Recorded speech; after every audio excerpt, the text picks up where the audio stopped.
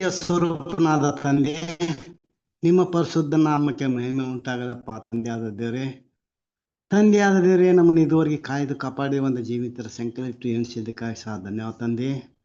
ತಂದೆಯಾದ ದೇವರೇ, ನಿಮ್ಮ ಚಿತ್ತಕ್ಕೆ ವಿರುದ್ಧವಾಗಿ ನಾವು ಇದುವರೆಗೆ ಏನಾದರೂ ತಪ್ಪು ಮಾಡಿದ್ರೆ ನಮ್ಮನ್ನೆಲ್ಲರನ್ನು ಕ್ಷಮಿಸಪ್ಪ ತಂದೆ. ತಂದೆಯಾದ ದೇವರೇ, ಇನ್ನು ಸೋದರ ಬಂದಿಲ್ಲ ತಂದೆ, ಅವ್ರಿಗೆ ಸಹ ತಂದೆ ಬಂದು ನಿನ್ನ ವಾಕ್ಯವನ್ನು ಕೇಳುವಾಗಿ ತಂದೆ ಅವ್ರಿಗೆ ಸಹ ತಂದೆ ಸಹಾಯ ಮಾಡು ತಂದೆ. ತಂದೆಯಾದ ದೇವರೇ, ಇವತ್ತು ನಿನ್ನ ವಾಕ್ಯವನ್ನು ತಿಳಿಸುವಂಥ ಸೋದರಿಗೋಸ್ಕರ ಸಹ ಬೇಡ್ಕೊಂತೀನಿ ತಂದೆ. ತಂದೆಯಾದ ದೇವರೇ, ದೇವರ ದರ್ಶನವಿಳುವ ಗುಡಾರ್ಥವನ್ನು ತಂದೆಯಾದ ದೇವರೇ, ನಿಮ್ಮ ಪವಿತ್ರ ಆತ್ಮನ ಸಹಾಯದಿಂದ ಅವರಿಗೆ ತಂದೆ ನಮ್ಮೆಲ್ಲರಿಗೆ ತಿಳಿಸುವ ಹಾಗೆ ತಂದೆ ಅವ್ರಿಗೂ ಸಹ ತಂದೆ ಸಹಾಯ ಮಾಡು ತಂದೆ. ತಂದೆ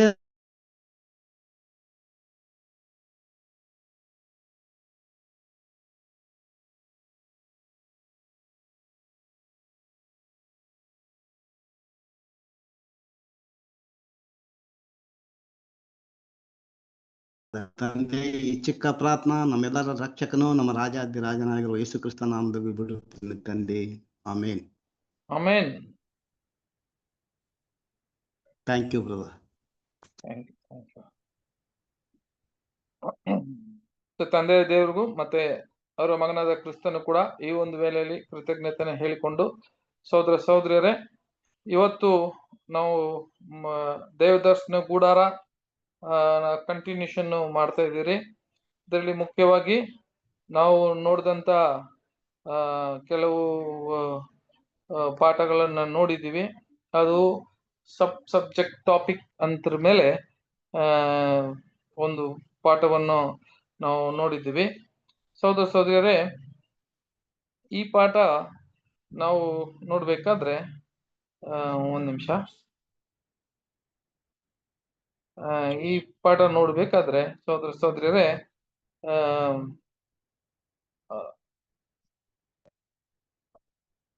ಯಾವುದು ಅಂತ ಹೇಳಿದ್ರೆ, ನಾವು ನೋಡ್ತಾ ಇರುವ ಬದರ್ ಕಾಣ್ತಾ ಇದೆಯಾ ಇದು? ಇಲ್ಲ ರೀ, ಬಂದಿಲ್ಲ.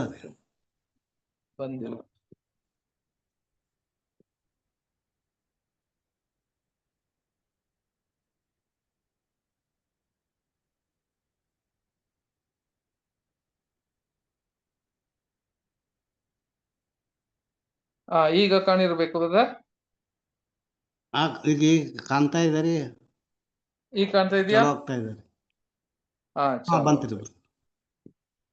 Thank you brother. ಸೊ ದೇವದರ್ಶನ ಗುಡಾರ ಅದರಲ್ಲಿ ನೋಡ್ಬೇಕಾದ್ರೆ ಸಹೋದರ ಸಹೋದರಿಯರೇ, ಇವತ್ತು ನಾವು ಯಾವ್ದ್ರ ಬಗ್ಗೆ ನೋಡ್ತೀವಿ ಅಂತ ಹೇಳಿದ್ರೆ, ಅದಕ್ಕೂ ಮುಂಚೆ ಸಹೋದರ ಸಹೋದರಿಯರು, ಇಲ್ಲಿ ಬಂದಿರೋದಂತ ಸಹೋದರ ಸಹೋದರಿಯರು ಮೊದಲನೇ ಕ್ಲಾಸಿಂದ ಏನ್ ಮಾಡಿದ್ದೀರಾ ಅಂತ ಹೇಳಿದ್ರೆ, ಕೆಲವರೆಲ್ಲ ಈ ಪಾಠಗಳೆಲ್ಲ ಕೇಳಿದ್ದೀರಾ. ಅದಕ್ಕೆ ಈ ಒಂದು ಪ್ರಶ್ನೆ ಈ ಒಂದು ಕ್ವಿಜ್, ಒಂದು 5 minutes ನೀವು ಕೇಳಿದಂತ ಯಾರೆಲ್ಲ ಉತ್ತರ ಕೊಡ್ತೀರಾ ಕರೆಕ್ಟ್ ಆಗಿ ಅಂತ ನೋಡ್ಕೊಂಡು ಈ ಒಂದು ಪಾಠವನ್ನ ಮುಂದುವರ್ಸ್ಕೊಳ್ಳೋಣ. ಅದೇ ತರ ಬಂದು ಸಹೋದರ ಸಹೋದರಿಯರೇ, ಇನ್ನ ನಾವು ಚಾಪ್ಟರ್ ಮುಗಿಸಿಲ್ಲ. ಮೊದಲನೇ ಚಾಪ್ಟರ್ ಅಲ್ಲಿ ಸಬ್ ಟಾಪಿಕ್ ಎನ್ನುವ ಒಂದು 3 ಭಾಗ ಮಾತ್ರ ಮಾತಾಡಿದ್ವಿ. 3-4 ಭಾಗ ಮಾತ್ರ ಮಾತಾಡಿದಿರಿ ಸಹೋದರ ಸಹೋದರಿಯರೇ. ಇನ್ ಮುಂದೆ ನಾವು ಒಂದೊಂದು ಚಾಪ್ಟರ್ ಮುಗಿದ ಮೇಲೆ ನಿಮಗೆ ಕ್ವಿಸ್ ಟೈಮ್ ಇರ್ತದೆ. ಆ ಕ್ವಿಸ್ ಟೈಮ್ ಅಲ್ಲಿ ಅನೇಕ ಪ್ರಶ್ನೆಗಳನ್ನು ಕೇಳ್ತೀವಿ. ಕ್ವಿಸ್ ಇರ್ತದೆ. ಆ ಕ್ವೆಶ್ಚನ್ಸ್ ಗಳು ಕರೆಕ್ಟ್ ಆಗಿ ಯಾರು ಆನ್ಸರ್ ಮಾಡ್ತಾರೋ ಅವರಿಗೆ ಒಂದು ಸರ್ಪ್ರೈಸು ಕಾಯ್ತಾ ಇದೆ. ಓಕೆ, ಆದ್ರೆ ಯಾರಪ್ಪ ಕರೆಕ್ಟ್ ಆಗಿ ಹೇಳೋದು ಅಂತ ನೀವು ನೋಡ್ಕೊಳ್ಳಿ, ನೋಟ್ ಮಾಡ್ಕೊಳ್ಳಿ, ನೀವು ಅದನ್ನ ತಿಳ್ಕೊಂಬಿಡ್ರಿ. ಇವಾಗ ಕೂಡ ನೀವು ಆನ್ಲೈನ್ ಅಲ್ಲಿ ಇರುವ ಸಹೋದರ ಸಹೋದರಿಯರು ಕೆಲವು ಪ್ರಶ್ನೆಗಳು, ಒಂದು 5 ನಿಮಿಷ ಪ್ರಶ್ನೆಗಳು ಕೇಳ್ಕೊಂಡು ನಾವು ಪಾಠದ ಮುಂದುವರ್ಸೋಣ. ಸಹೋದರ ಸಹೋದರಿಯರೇ, ನಾವು ನೋಡಿದಂಗೆ ಈ ದೇವದರ್ಶನ ಗುಡಾರ ತಂದೆಯ ದೇವರು ಯೆಹೋವ ದೇವರು ಈ ಇಸ್ರಾಯೇಲ್ ಮಧ್ಯೆಯಲ್ಲಿ ವಾಸ ಮಾಡಬೇಕು ಅಂತ ದೇವದರ್ಶನ ಗುಡಾರವನ್ನು ಅವರು ಮಾಡಕ್ಕೆ ಮೋಶೆಯನ್ನ ಆ ಬೆಟ್ಟದ ಮೇಲೆ ಕರೆದು ಅವರಿಗೆ ಎಲ್ಲ ಒಂದು ಮಾಡುವ ರೀತಿಯನ್ನು ತೋರಿಸಿಕೊಟ್ಟಿದ್ರು. ಈಗ ಮೋಶೆ ಬಂದ್ರು ಕೆಳಗೆ. ಮೋಶೆ ಬಂದು ಶುರು ಮಾಡೋ ಮುಂಚೆ ಮೊಟ್ಟ ಮೊದಲು ಅಲ್ವಾ, ಅವ್ರು ಏನು ಕಾರ್ಯವನ್ನು ಮುಂಚೆ ಫಸ್ಟ್ ಯಾವ್ದಪ್ಪ ನೋಡ್ಬೇಕಾಗಿತ್ತು ಅಂತ ನಾವು ಯಾವ ಪಾಠ ನೋಡಿದೀವಿ ಅಂತ ಹೇಳಿದ್ರೆ, ಯಾವ ಪಾಠ ನೋಡಿದೀವಿ? ಮೊದಲು ಯಾರಾದ್ರೂ ಹೇಳಿ ನೋಡೋಣ. ಅದನ್ನ ನೀವೇ ದೇವರ ಆಲಯ. ಅದ ದೇವರಾಳಿ ಬಗ್ಗೆ ಗೊತ್ತಾಯ್ತು. ಅದಾದ್ಮೇಲೆ ದೇವದರ್ಶನ ಗುಡಾರ. ದೇವದರ್ಶನ ಗುಡಾರ. ಅದೇ ದೇವದರ್ಶನ ಗುಡಾರದಲ್ಲಿ ನಾವು ನೋಡಿದ 2ನೇ ಟಾಪಿಕ್ ಯಾವ್ದು? ದೇವದರ್ಶನ ಗುಡಾರ ಬಗ್ಗೆ ಎಲ್ಲ ಗೊತ್ತಿತ್ತು. 2ನೇ ಟಾಪಿಕ್ ಯಾವ್ದು? ಪರಿಶುದ್ಧ ಸ್ಥಳ. ಮಹಾಪರಿಶುದ್ಧ ಸ್ಥಳ, ಪಾಳೆಯ. Very good. ಅನ್ಯ ಜನರಿಗೆ ಇಲ್ಲ. Very good, very good. ಯಾಜಕರು ಮಾತ್ರ ಪರಲೋಕಕ್ಕೆ ಹೋಗುವವರು ಮಾತ್ರ ಶರೀರದ ಭಾವ ಇರಲ್ಲ ಅಂತ ಪರಿಶುದ್ಧ ಸ್ಥಳಕ್ಕೆ ಹೋಗ್ತಾರೆ. Very good sister, very good. So ಹೀಗಿರುವಾಗ ಸಹೋದರ ಸಹೋದರಿಯರೇ, ನೆಕ್ಸ್ಟ್ ಇನ್ನೊಂದು ಪಾಠ ನಾವು ಏನ್ ಮಾಡಿದ್ವಿ ಅಂತ ಕೇಳಿದ್ರೆ, ಅದಾದ್ಮೇಲೆ ಇನ್ನೊಂದು ಪಾಠ ನೋಡಿದ್ವಿ. ಏನಪ್ಪ ಪಾಠ? ಆ ಪಾಠ ಅಂತ ಕೇಳಿದ್ರೆ, ಮೋಶೆ ಬ್ಲೂ ಪ್ರಿಂಟ್ ತರುವಾಗ ಒಂದು ಮನೆ ಕಟ್ಟೋದಕ್ಕೂ ಮುಂಚೆ ಮೊದಲು ನೋಡ್ಬೇಕಾಗಿರುವ ಯಾವ್ದ್ರೆ ಏನ್ ನೋಡ್ಬೇಕು? ದಿಕ್ಕುಗಳು ಅಂತ. 4 ದಿಕ್ಕುಗಳು. 4 ದಿಕ್ಕುಗಳು ಗೊತ್ತಾಯ್ತು. ಈಗ 4 ದಿಕ್ಕುಗಳು ಅಂತ ಹೇಳುವಾಗ, ವೆರಿ ಗುಡ್ ಸಿಸ್ಟರ್, 4 ದಿಕ್ಕುಗಳಲ್ಲಿ ನಾವು ಯಾವ್ದಪ್ಪ ನೋಡಿದ್ವಿ ಅಂತ ಕೇಳಿದ್ರೆ, ಈ ಒಂದು ಪೂರ್ವ, ಪಶ್ಚಿಮ, ಉತ್ತರ, ದಕ್ಷಿಣ. ಓಕೆ, ಈ 4 ದಿಕ್ಕುಗಳು ಇತ್ತು. ಸಹೋದರ ಸಹೋದರಿ, ಈಗ ನೀವು ಯಾರಾದ್ರೂ ಒಬ್ರು ಹೇಳ್ಬೇಕು ನೋಡಿ. ಯಾರು ಫಸ್ಟ್ ಹೇಳ್ತಾರ ನೋಡೋಣ. ಇಲ್ಲಿ ದಕ್ಷಿಣ ಅಂತ ಹೇಳಿದ್ರೆ ಅದು ಯಾವ್ದನ್ನ ಸೂಚಿಸ್ತದೆ? ದಕ್ಷಿಣ ಅನ್ನುವ ಸೌತ್. ಅದಕ್ಕೆ ನಾನು ಅದಕ್ಕೆ ಹೇಳಿಲ್ಲ. ಸೌತ್ ದಕ್ಷಿಣ ಅಂತುವಾಗ ಅದು ಯಾವ್ದನ್ನ ಸೂಚಿಸ್ತದೆ? ದಕ್ಷಿಣ ಪೂರ್ವ ವಿಧೇಯತೆ, ಪಶ್ಚಿಮ ವಿಧೇಯತೆ.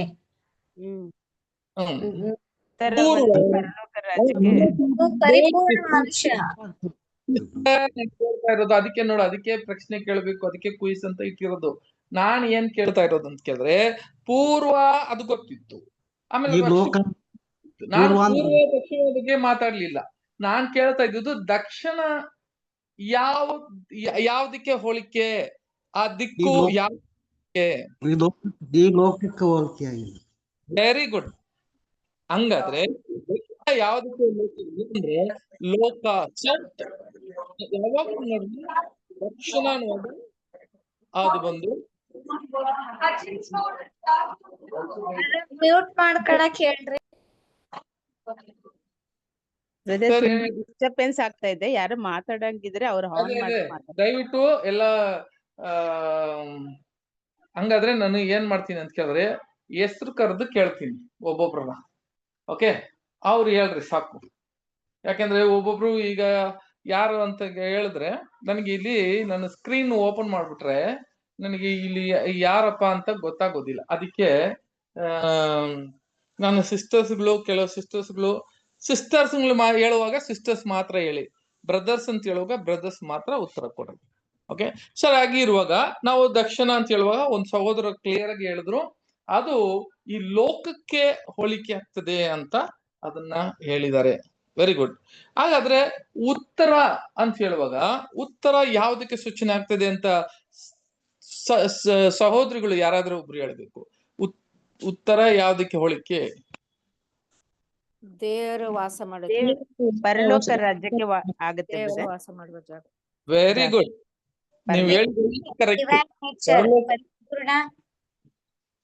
ಡಿವೈನ್ ನೇಚರ್ ಬರಲ್ಲ ಸಿಸ್ಟರ್, ಇಲ್ಲಿ ಡಿವೈನ್ ನೇಚರ್ ಬರಲ್ಲ.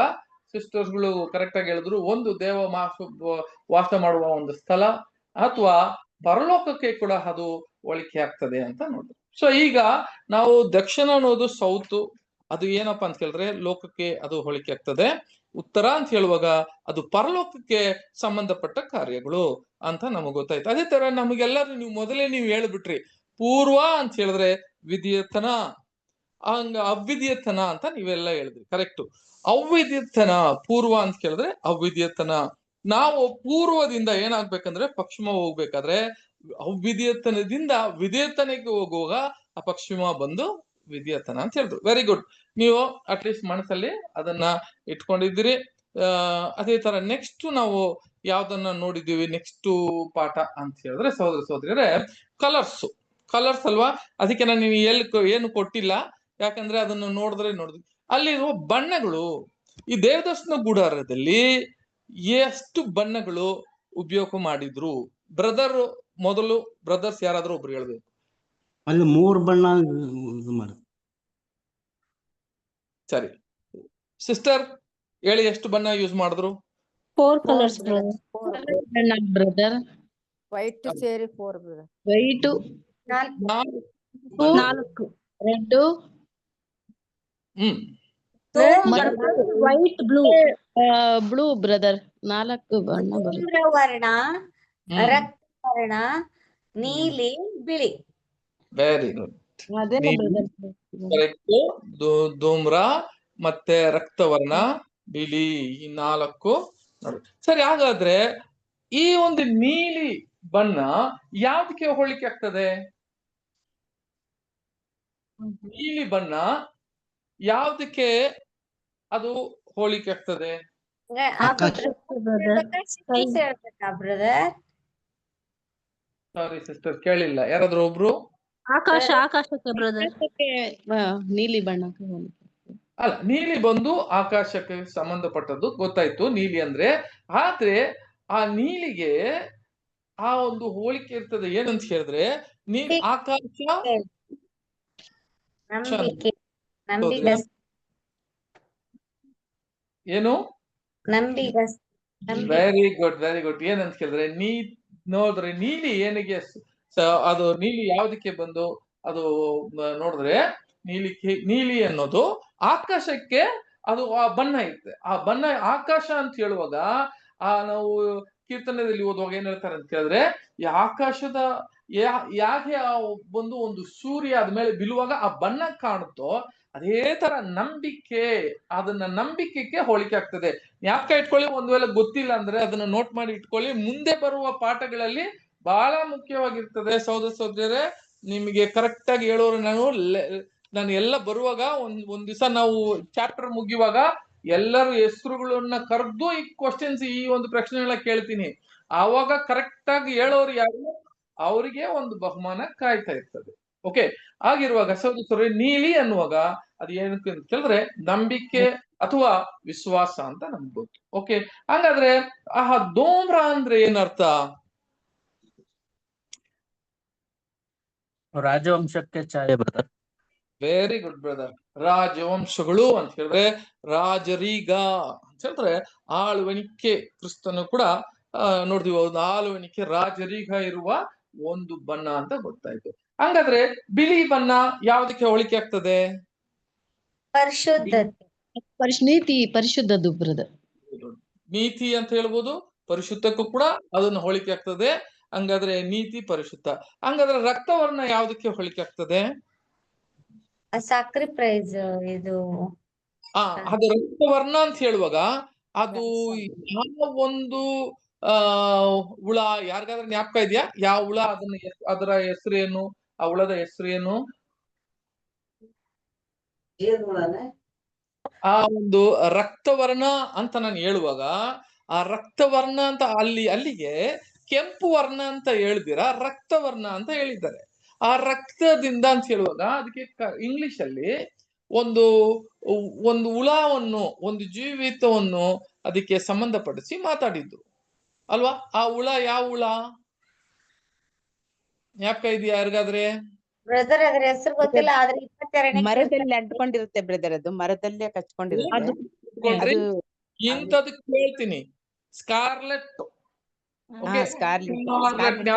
ಸ್ಕಾರ್ಲೆಟ್ ಅನ್ನುವಾಗ ಅದರ ಹುಳದ ಹೆಸರು ಸ್ಕಾರ್ಲೆಟ್ ಅಂತ ನೋಡ್ತೀವಿ. ಅದು ಸ್ಕಾರ್ಲೆಟ್ ಅಂತ. ಈಗ ವೆರಿ ಗುಡ್, ಇವಾಗ ಕೂಡ ಜ್ಞಾಪಕ ಇದೆ. ಒಂದು ವೇಳೆ ಗೊತ್ತಿಲ್ದಿರೋರು ಇದನ್ನ ಜ್ಞಾಪಕ ಇಟ್ಕೊಳ್ರಿ.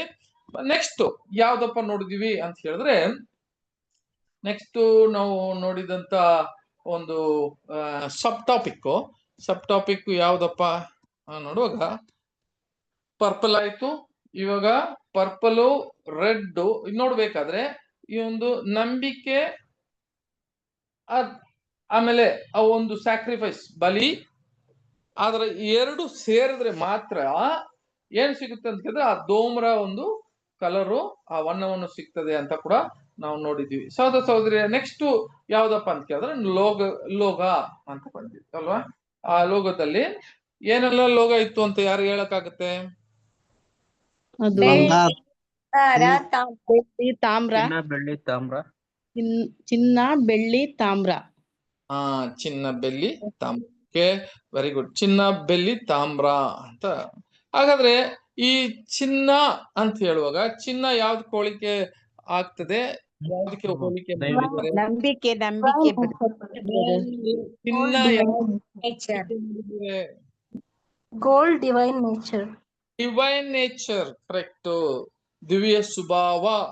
ಯಾತಕ್ಕಂತ ಕೇಳಿದ್ರೆ ಅದರ ಒಂದು ಗುಣ ಎಂತದ್ದು ಅಂತ ಹೇಳಿದ್ರೆ ಸಹೋದರ ಸಹೋದರರೇ, ನಾವು ಮುಂಚೆನೆ ಮಾತಾಡಿದೀವಲ್ಲ, ಯಾವ ಒಂದು ಕ್ರಿಮಿಗಳು ಕೂಡ ಅದನ್ನ ಅಟ್ಯಾಕ್ ಮಾಡಕ್ ಆಗೋದಿಲ್ಲ, ಅದನ್ನ ನಾಶ ಮಾಡಕ್ ಆಗೋದಿಲ್ಲ.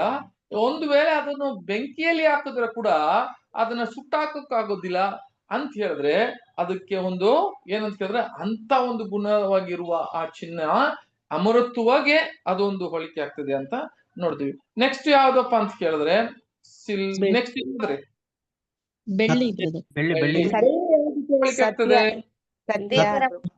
ವೆರಿ ಗುಡ್, ದೇವರ ಅಲ್ವಾ ಸಹೋದರ ಸಹೋದರಿಯರೇ?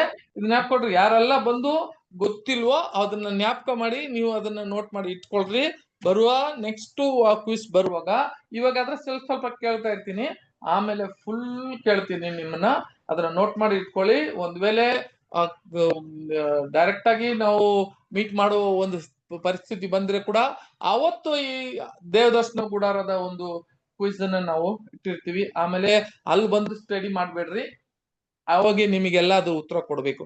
ಹಂಗಾದ್ರೆ ಬೆಳ್ಳಿ ಸತ್ಯಕ್ಕೆ ಒಂದು ಹೋಲಿಕೆ ಆಗ್ತದೆ. ರಿಡಂಪ್ಷನ್ ಪ್ರೈಸ್ ಅಂತ ಹೇಳಿದ್ರೆ ಅದು ಯಾವ್ದಕ್ಕೆ ಅಂತ ಕೇಳಿದ್ರೆ ಅದು ಒಂದು ಈಡು ಬಲಿಗೆ ಸಂಬಂಧಪಟ್ಟು ಅದೇನಾಯ್ತು ಅಂತ ಕೇಳಿದ್ರೆ ಅವರು ಕೊಡುವ ಒಂದು ಕಾಣಿಕೆ ಅಲ್ಲ, ಅದು ಅವ್ರು ಕೊಡಬೇಕಾಗಿರುವ ಏನ್ರಿ ಟ್ಯಾಕ್ಸ್, ಪೋಲ್ ಟ್ಯಾಕ್ಸ್.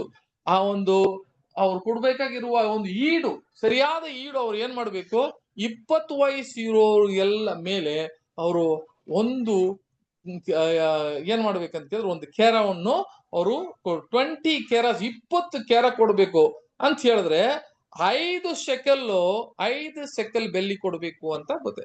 ಅದು ಏನಪ್ಪಾ ಅಂತ ಹೇಳಿದ್ರೆ ಅದು ಒಂದು ಈಡು ಬಲಿಗೆ ಸಂಬಂಧಪಟ್ಟ ವಿಷಯ ಅಂತ ಗೊತ್ತಿದೆ. ನೆಕ್ಸ್ಟ್ ಅಪ್ಪ ಇವಾಗ ನಾವು ನೋಡ್ತಾ ಇರೋದು ನೆಕ್ಸ್ಟ್ ಯಾವ್ದು ಅಂತ ಹೇಳಿದ್ರೆ ನೆಕ್ಸ್ಟ್ ಅದು ಮನುಷ್ಯ ಪರಿಪೂರ್ಣ ಮನುಷ್ಯ ಸ್ವಭಾವ. ತಾಮ್ರ ಬಂದು ಯಾವ್ದಕ್ಕೆ ಪರಿಪೂರ್ಣದ ಯಾರೇ ಒಂದು ಹ್ಯೂಮನ್ ಪರ್ಫೆಕ್ಷನ್. ಮನುಷ್ಯ ಅಂತ ನೋಡಿ, ಪರಿಪೂರ್ಣ ಇರುವ ಒಂದು ಮನುಷ್ಯ ಬಂದು ಪರಿಪೂರ್ಣತೆಯಾಗಿರುವ ಒಂದು ಇದಕ್ಕೆ ಹೋಲಿಕೆ ಆಗ್ತದೆ. ಇದಕ್ಕೆ ತಾಮ್ರ ಬಂದು ಕೆಂಪುಗ ಕಾಣುತ್ತದೆ. ಏನಕ್ಕೆ ಕೆಂಪಾಗಿ ಇರ್ತದೆ ಅಂತ ಹೇಳಿದ್ರೆ ಆ ತಾಮ್ರದ ಕ್ವಾಲಿಟಿ ನೋಡ್ರಿ, ಅದು ಕೆಂಪು. ಇದು ನೋಡ್ಬೇಕಾದ್ರೆ ತಂದೆಯ ದೇವರು ಈ ಒಂದು ಲೋಹವನ್ನು ಇದರಲ್ಲಿ ದೇವದರ್ಶನ ಗುಡಾರದಲ್ಲಿ ಉಪಯೋಗ ಮಾಡಿದ್ದಾರೆ ಅಂತ ಕೇಳಿದ್ರೆ ಯಾವುದು ಒಂದು ಉದ್ದೇಶ ಇಲ್ದಿರ ಮಾಡಲ್ಲ. ಅದಕ್ಕೆ ಒಂದು ಬಹಳ ಒಂದು ಆಳವಾದ ಅರ್ಥದಿಂದ ಏನಾಗುತ್ತೆ ಅಂತ ಕೇಳಿದ್ರೆ ತಂದೆ ದೇವರು ಇದನ್ನ ಉಪಯೋಗ ಮಾಡಿರ್ತಾರೆ. ಸಹೋದರ ಸಹೋದರಿಯರೇ ನೋಡಿ, ಇದನ್ನ ಒಂದು ಬಣ್ಣ ನೋಡ್ಬೇಕಾದ್ರೆ ರೆಡ್.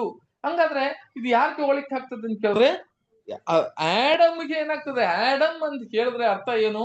ಆದಾಮ್ ಅಂತ ಹೇಳುವಾಗ ಆದಾಮ್ ಅಂತ ಹೇಳಿದ್ರೆ ಅದು ಕೆಂಪು ಅಂತ ಅರ್ಥ. ಆದಾಮ್ನಿಗೆ ನೀನು ಏನಪ್ಪ ಹೆಸರು, ಆದಾಮ್ಗೆ ಏನ ಅರ್ಥ ಅಂತ ಹೇಳಿದ್ರೆ ಕೆಂಪು ಅಂತ ಅರ್ಥ. ನೋಡಿ ಅದೇ ತರ ನೋಡು, ಈ ಒಂದು ತಾಮ್ರ ಕೂಡ ಒಂದು ಕೆಂಪು ಕಲರ್ ಆಗಿ ಇರೋದಂತ ನೋಡ್ತೀವಿ. ಸಹೋದರ ಸಹೋದರಿಯರೇ, ಇದ್ರ ಮೇಲೆ ಏನಾಯ್ತು ಅಂತ ಕೇಳಿದ್ರೆ ಒಂದು ಸಲ್ಫರ್ ಆಸಿಡ್ ನೋಡ್ತೀರಲ್ಲ, ಇಲ್ಲಿ ಫೋನ್ ಅಲ್ಲಿ ನಾನು ತೋರಿಸ್ತಾ ಇದ್ದೀನಿ.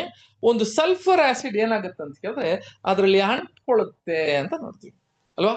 ಆ ಒಂದು ಕೆಂಪು ಬಣ್ಣದಲ್ಲಿ ಒಂದು ಸಲ್ಫರ್ ಆಸಿಡ್ ಅದರಲ್ಲಿ ಒಂದು ಆಕ್ಸಿಜನ್ ಅಲ್ಲಿ ಬರುವ ಆ ಒಂದು ಸಲ್ಫರ್ ಆಸಿಡ್ ಅದನ್ನ ಅಂಟ್ಕೊಳ್ತದೆ.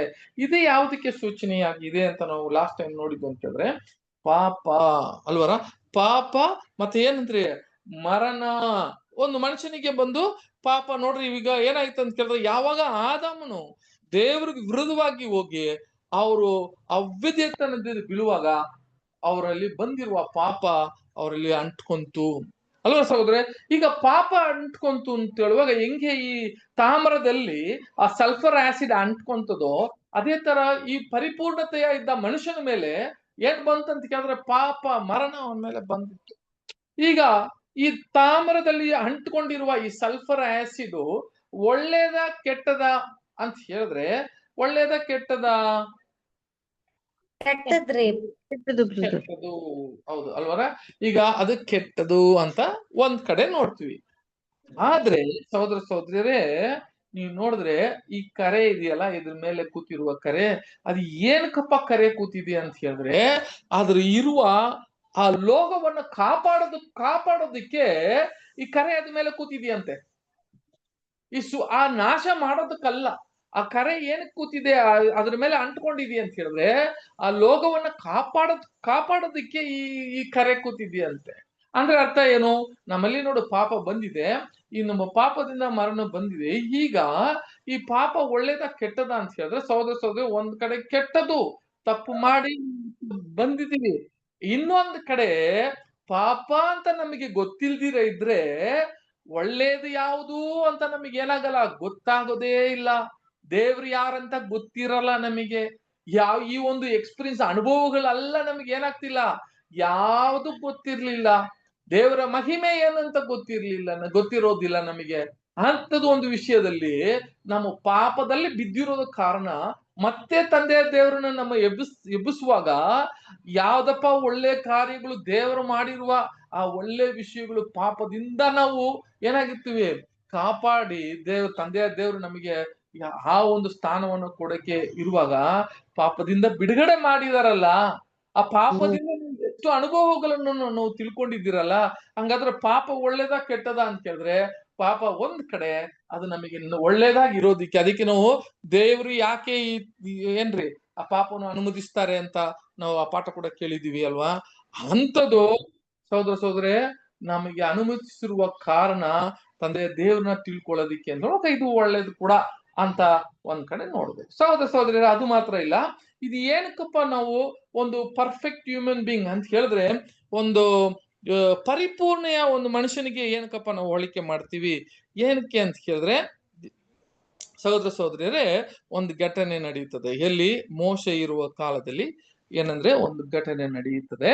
ಆ ಘಟನೆ ಏನಾಗಿದೆ ಅಂತ ಹೇಳಿದ್ರೆ ಮೋಶಕ್ಕೆ ವಿರುದ್ಧವಾಗಿ ಅವರ ಒಂದು ಯಾರ್ರಿ ಆರೋನು ಮತ್ತೆ ಮಿರಿಯಂ, ವೆರಿ ಗುಡ್, ಇವ್ರಿಬ್ರು ಏನ್ ಮಾಡ್ತಾರೆ, ಮೋಶೆಗೆ ವಿರುದ್ಧವಾಗಿ ಇವ್ರು ಮಾಡುವ ಕೆಲಸದಲ್ಲಿ ತಂದೆಯ ದೇವರು ಇವ್ರ ಮೇಲೆ ಏನ್ ಮಾಡ್ತಾರೆ ಅಂತ ಕೇಳಿದ್ರೆ ಒಂದು ಉರಿ ಮಂಡಲದ ಒಂದು ಹಾವನ್ನ ಏನ್ ಮಾಡ್ತಾರೆ ಅಲ್ಲಿ ಕಳಿಸಿ ಇವ್ರನ್ನ ಏನ್ ಮಾಡ್ತಾರೆ ಅಂತ ಕೇಳಿದ್ರೆ ಹಾವು ಬಹಳ ಒಂದು ವಿಷವಾಗಿರುವ ಬಹಳ ಪಾಯ್ಸನ್ ಇರುವಾಗ ಒಂದು ಹಾವು ಅದೇನ್ ಮಾಡುತ್ತೆ ಅಂತ ಕೇಳಿದ್ರೆ ಅಲ್ಲಿರೋರ್ನ ಎಲ್ಲರನ್ನು ಕಚ್ಚಿ ಎಲ್ಲರನ್ನು ಸಾಯಕ್ಕೆ ಸತ್ತೋಯ್ತಾ ಇದ್ರು.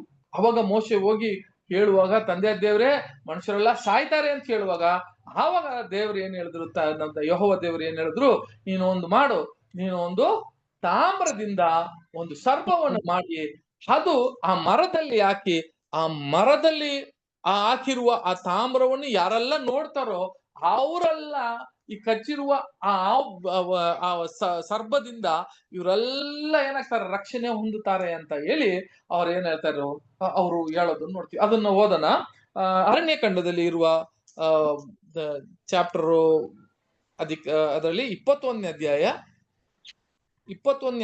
4ರಿಂದ ಕೆಲವು ವಾಕ್ಯಗಳು ಓದೋಣ ಸಿಸ್ಟರ್ಸ್.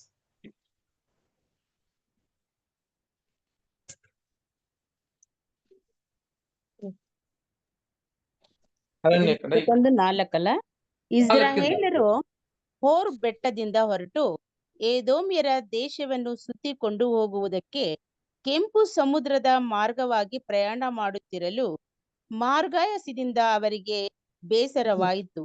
ಆಗ ಅವರು ದೇವರಿಗೂ ಮೋಶೆಗೂ ವಿರುದ್ಧವಾಗಿ ಮಾತನಾಡುತ್ತಾ, ನೀವು ನಮ್ಮನ್ನು ಈ ಮರಳುಗಾಡಿನಲ್ಲಿ ಕೊಲ್ಲಬೇಕೆಂದು ಐಗುಪ್ತ ದೇಶದಿಂದ ಕರೆದುಕೊಂಡು ಬಂದಿರೋ, ಇಲ್ಲಿ ಆಹಾರವೂ ಇಲ್ಲ, ನೀರೂ ಇಲ್ಲ. ಈ ನಿಸ್ಸಾರವಾದ ಆಹಾರವನ್ನು ತಿಂದು ನಮಗೆ ಬೇಸರವಾಯಿತೆಂದು ಹೇಳುವವರಾದರು. ಅದಕ್ಕೆ ಯೆಹೋವನು ಉರಿ ಮಂಡಲವನ್ನು ಜನರೊಳಗೆ ಬರಮಾಡಿದನು. ಅವು ಜನರನ್ನು ಕಚ್ಚಿದ್ದರಿಂದ ಬಹು ಜನರು ಸತ್ತು ಹೋದರು. ಹಂಗೆ ಓದೋಣಷ್ಟು ಕಂಟಿನ್ಯೂ ಮಾಡಿ. ಆದುದರಿಂದ ಜನರು ಮೋಶೆಯ ಬಳಿಗೆ ಬಂದು, ನಾವು ನಿನ್ನನ್ನು ಯೆಹೋವನಿಗೂ ವಿರುದ್ಧವಾಗಿ ಮಾತಾಡಿ ದೂಷಿಗಳಾದೆವು. ಈ ಸರ್ಪಗಳು ನಮ್ಮ ಬಳಿಯಿಂದ ತೊಲಗಿ ಹೋಗುವಂತೆ ನೀನು ಯೆಹೋವನಿಗೆ ಪ್ರಾರ್ಥನೆ ಮಾಡಬೇಕೆಂದು ಬೇಡಿಕೊಂಡರು. ಮೋಶೆ ಜನರಿಗೋಸ್ಕರ ಪ್ರಾರ್ಥಿಸಲಾಗಿ ಯೆಹೋವನು ಅವನಿಗೆ, ನೀನು ತಾಮ್ರದಿಂದ ವಿಷ ಸರ್ಪ ಆಕಾರವನ್ನು ಮಾಡಿಸಿ ಧ್ವಜಸ್ತಂಭದ ಮೇಲೆ ಎತ್ತಿ ನಿಲ್ಲಿಸಬೇಕು. ಸರ್ಪಗಳಿಂದ ಗಾಯಪಟ್ಟವರು ಅದನ್ನು ನೋಡಿ ಬದುಕಿಕೊಳ್ಳುವರು ಎಂದು ಆಜ್ಞಾಪಿಸಿದನು. ನೋಡಿದ್ರ ಸಹೋದರ ಸಹೋದರಿಯರೇ, ಹಾಗಿರುವಾಗ ಆ ಸರ್ಪವನ್ನು ಆ ತಾಮ್ರದಿಂದ ಮಾಡಿ ತಂದೆ ದೇವರು ಅವರಿಗೆ ಯೆಹೋವ ದೇವರು ಮೋಶೆಗೆ ಹೇಳುವಾಗ ತಾಮ್ರದಿಂದ ಒಂದು ಆ ಸರ್ಪವನ್ನು ಮಾಡಿ ಧ್ವಜ ಒಂದು ಎತ್ತಿ ಆ ಮರದ ಮೇಲೆ ಎತ್ತಿ ತೋರಿಸಬೇಕು. ಆವಾಗ ಎಲ್ಲರೂ ಯಾರೆಲ್ಲ ಅದನ್ನ ನೋಡ್ತಾರೋ ಅವರು ಆ ಸಾವಿಂದ ರಕ್ಷಣೆ ಆಗ್ತಾರೆ ಅಂತ ಹೇಳಿ ಅದನ್ನ ನೋಡ್ತಾರೆ. ಅದೇ ತರ ಮೋಶೆ ಕೂಡ ಏನ್ ಮಾಡಿದ್ರು, ಅದನ್ನ ಆ ತಾಮ್ರದಿಂದ ಒಂದು ಸರ್ಪವನ್ನ ಮಾಡಿ ಆ ಒಂದು ಮರದ ಮೇಲೆ ಹಾಕಿದ್ರು. ಸಹೋದರ ಸಹೋದರಿಯರೇ, ಹೌದು, ಆವಾಗ ಎಲ್ಲರೂ ಏನಾಯ್ತು, ಕೆಲವರೆಲ್ಲ ಸತ್ತೋಗಿದ್ರು. ಆದ್ರೆ ಇನ್ನ ಮಿಕ್ಕಿದವರು ಏನ್ ಮಾಡಿದ್ರು ಅಂತ ಕೇಳಿದ್ರೆ, ಯಾರಿಗೆಲ್ಲ ಉರಿ ಇತ್ತು, ಉರಿ ಮಂಡಲ ಅಂತ ಹೇಳಿದ್ರೆ ಏನ್ ಅರ್ಥ ಅಂತ ಹೇಳ್ತಾ ಸಹೋದರ ಸಹೋದರಿಯರೇ, ಆ ಉರಿ ಮಂಡಲ ಕಚ್ಚಿಬಿಟ್ರೆ, ಆ ಹಾವು ಅದನ್ನ ಸರ್ಬ ಕಚ್ಚಿಬಿಟ್ರೆ ಅದ್ರಲ್ಲಿ ನಮಗೆ ಆ ಬೆಂಕಿಯ ಉರಿ ಬಂದ್ಬಿಡ್ತದೆ ಅಂತೆ. ಶರೀರ ಫುಲ್ಲು ಎಲ್ಲ ಶರೀರ ಬೆಂಕಿಯ ಉರಿ ಬಂದ್ಬಿಡ್ತದೆ. ಅಂತ ಉರಿಗಳು ಏನಾಗುತ್ತೆ ತಡ್ಡಿಯಕ್ಕಾಗ್ತಿಲ್ಲ. ಹಂಗಿರುವಾಗ ಇವ್ರು ಹೋಗಿ ಮೋಶೆ ಹತ್ರ ಬೇಡ್ಕೊಂತಾರೆ, ಅಯ್ಯೋ ನಮ್ಮನ್ನ ಕಾಪಾಡು ಅಂತ ಹೇಳುವಾಗ, ಅವಾಗ ಮೋಶೆ ಹೇಳುವಾಗ ತಂದೆ ದೇವರು ಅವರಿಗೆ ಕೊಟ್ಟಿರುವ ಒಂದು ವಿಷಯ ಏನಂತ ಕೇಳಿದ್ರೆ ಈ ತಾಮ್ರ. ಅವಾಗ ಎಲ್ಲ ಈ ತಾಮ್ರದ ಒಂದು ಶರ್ಬವನ್ನು ನೋಡುವಾಗ ಇವರು ರಕ್ಷಣೆ ಆದ್ರು ಅಂತ ನೋಡ್ತೀವಿ. ಇದು ಯಾವ್ದಕ್ಕೆ ಹಂಗೆ ಹೋಲಿಕೆ ಆಗ್ತದಂದ್ರೆ ಸಹೋದರ ಸಹೋದರಿಯರೇ, ಇದು ಕ್ರಿಸ್ತನು. ಇದೇ ಒಂದು ಮಾತು ಕೂಡ ನಾವು ಎಲ್ಲಿ ನೋಡ್ತೀವಿ ಅಂತ ಕೇಳಿದ್ರೆ, ಓದನ ಗಲಾತ್ಯರಿಗೆ 3ನೇ ಅಧ್ಯಾಯ 13-14 ವಾಕ್ಯ ಓದನ. ಅಬ್ರಹಾಮನಿಗೆ ಉಂಟಾದ ಆಶೀರ್ವಾದವು ಕ್ರಿಸ್ತ ಯೇಸುವಿನಲ್ಲಿ ಅನ್ಯ ಜನರಿಗೆ ಉಂಟಾಗುವಂತೆಯೂ, ದೇವರು ವಾಗ್ದಾನ ಮಾಡಿದ ಆತ್ಮನು ನಮಗೆ ನಂಬಿಕೆಯ ಮೂಲಕ ದೊರಕುವಂತೆಯೂ, ಕ್ರಿಸ್ತನು ನಮ್ಮ ನಿಮಿತ್ತ ಶಾಪವಾಗಿ ಧರ್ಮಶಾಸ್ತ್ರದಲ್ಲಿ ಹೇಳಿರುವ ಶಾಪದೊಳಗಿಂದ ನಮ್ಮನ್ನು ಬಿಡಿಸಿದನು. ಮರಕ್ಕೆ ತೂಗು ಹಾಕಲ್ಪಟ್ಟ ಪ್ರತಿಯೊಬ್ಬನು ಶಾಪಗ್ರಸ್ತರು ಎಂದು ಶಾಸ್ತ್ರದಲ್ಲಿ ಬರೆದಿದೆಯಲ್ಲ. ನೋಡಿದ್ರ, ಹಂಗಾದ್ರೆ ಮರಕ್ಕೆ ತೂಕಲ್ಪಟ್ಟ ಪ್ರತಿಯೊಬ್ಬನು ಶಾಪಕ್ಕೆ ಅವನು ಗುರಿ ಆದವನು ಅಂತ ಅಲ್ಲಿ ಬರೆದಿದೆಯಲ್ಲ ಅಂತ ಹೇಳುವಾಗ, ಹಂಗಾದ್ರೆ ತಂದೆ ಕ್ರಿಸ್ತನು ನಮಗಾಗಿ ಏನಾದ್ರು ಅಂತ ಕೇಳಿದ್ರೆ ತನ್ನ ಒಂದು ಪ್ರಾಣವನ್ನು ಕೊಟ್ಟು ಅಲ್ವಾ, ಅವರು ಶಾಪವನ್ನು ಅವರು ತಗೊಂಡು, ನಮ್ಮ ಮೇಲೆ ಇರುವ ಪಾಪವನ್ನು ಶಾಪವನ್ನು ಅವರು ತಗೊಂಡು ಪರಿಪೂರ್ಣದಾಗಿ ಇದ್ದಿದ್ದಂತ ಮನುಷ್ಯ ಅವ್ರು ಏನ್ ಮಾಡಿದ್ರು ಅಂತ ಕೇಳಿದ್ರೆ, ಆ ಪಾಪ ಶಾಪವನ್ನು ತಗೊಂಡು ಆ ಮರದ ಮೇಲೆ ಏನಾಯ್ತು ಅಂತ ಕೇಳಿದ್ರೆ ತನ್ನ ಒಂದು ಶಾಪವನ್ನು ಹೊಂದಿಕೊಂಡಿದ್ರು ಅಂತ ನೋಡ್ತೀವಿ ಅಲ್ವಾ. ಅದು ಒಂದು ಪ್ರವಾದನೆಯಾಗಿ ಎಲ್ಲಿ ಕೂಡ ಬರ್ದಿತ್ತು, ಯೋಹಾನದಲ್ಲಿ 3ನೇ ಅಧ್ಯಾಯ 14ನೇ ವಾಕ್ಯ ಓದನ. 3ನೇ ಅಧ್ಯಾಯ 14ನೇ ವಾಕ್ಯ.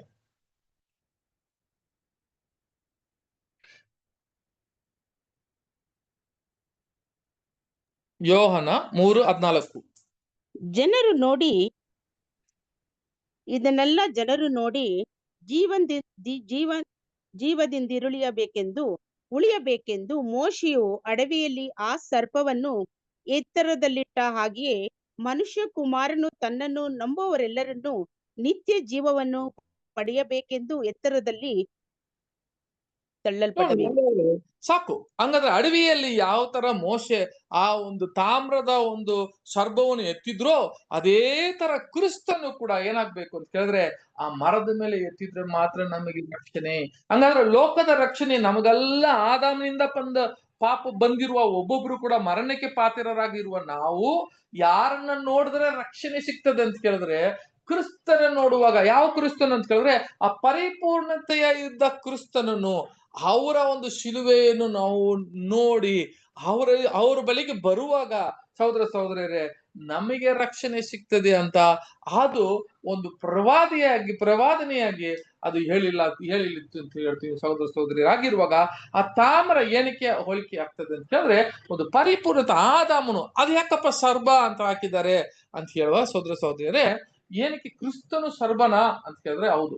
ಏನಂತ ಕೇಳಿದ್ರೆ ಸಹೋದರ ಸಹೋದರಿಯರೇ, ಅವರು ಆ ತಾಮ್ರ ಅನ್ನೋದು ಯಾರಂತ ಕೇಳಿದ್ರೆ ಆದಾಮನು. ಸೊ ಆದಾಮನ ಮುಖಾಂತರ ಮೂಲಕ ನಮಗೆ ಪಾಪ ಬಂದಿತ್ತು. ಈಗ ನಮ್ಮೇಲಿರುವ ಪಾಪ ಶಾಪ ತೆಗಿಬೇಕಂದ್ರೆ ಯಾರಾದ್ರೆ ಏನಾಗ್ಬೇಕು, ಆ ಹಾವು ಮುಖಾಂತರ ಬಂದಿರುವ ಶಾಪವು ಆ ಪಾಪವನ್ನು ಏನಾಗ್ಬೇಕಂದ್ರೆ ಅದನ್ನ ಎತ್ತಬೇಕು, ಅದನ್ನ ಹೊಂದಿಕೊಳ್ಬೇಕು.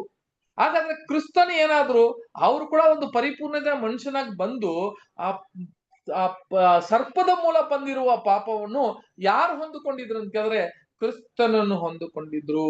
ಆ ಪಾಪ ಏನಾಯ್ತು ಅಂತ ಕೇಳಿದ್ರೆ ಎಲ್ಲ ಕ್ರಿಸ್ತನ ಮೇಲೆ ನಾವು ಹಾಕಿದೀವಲ್ಲ, ಅದೇ ಆ ಸರ್ಪಕ್ಕೆ ಹೋಲಿಕೆ ಆಗ್ತದೆ.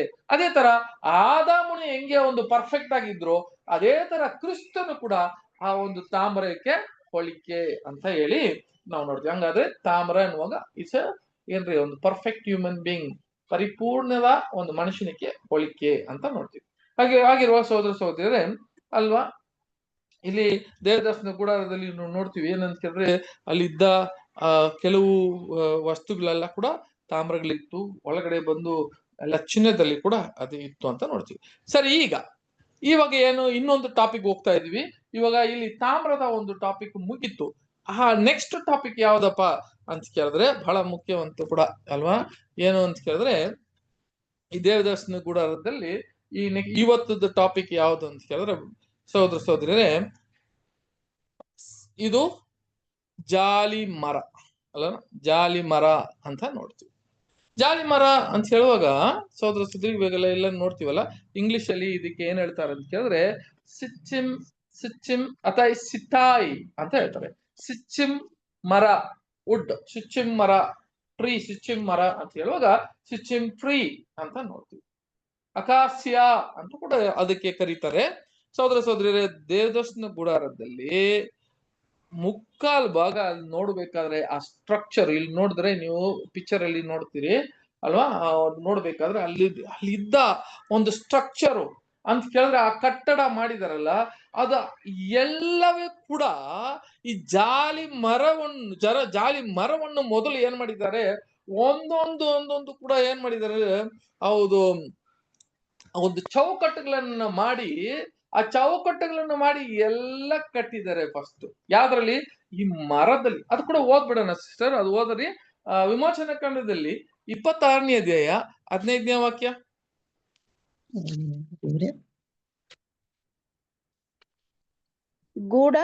ಗೂಡಾರಕ್ಕೆ ಬೇಕಾದ ಚೌಕಟ್ಟುಗಳನ್ನು ಜಾಲಿ ಮರದಿಂದ ಮಾಡಿಸಬೇಕು. ಪ್ರತಿಯೊಂದು ಚೌಕಟ್ಟು 10 ಮೊಳ ಉದ್ದವಾಗಿಯೂ 1.5 ಮೊಳ ಅಗಲವಾಗಿಯೂ ಇರಬೇಕು.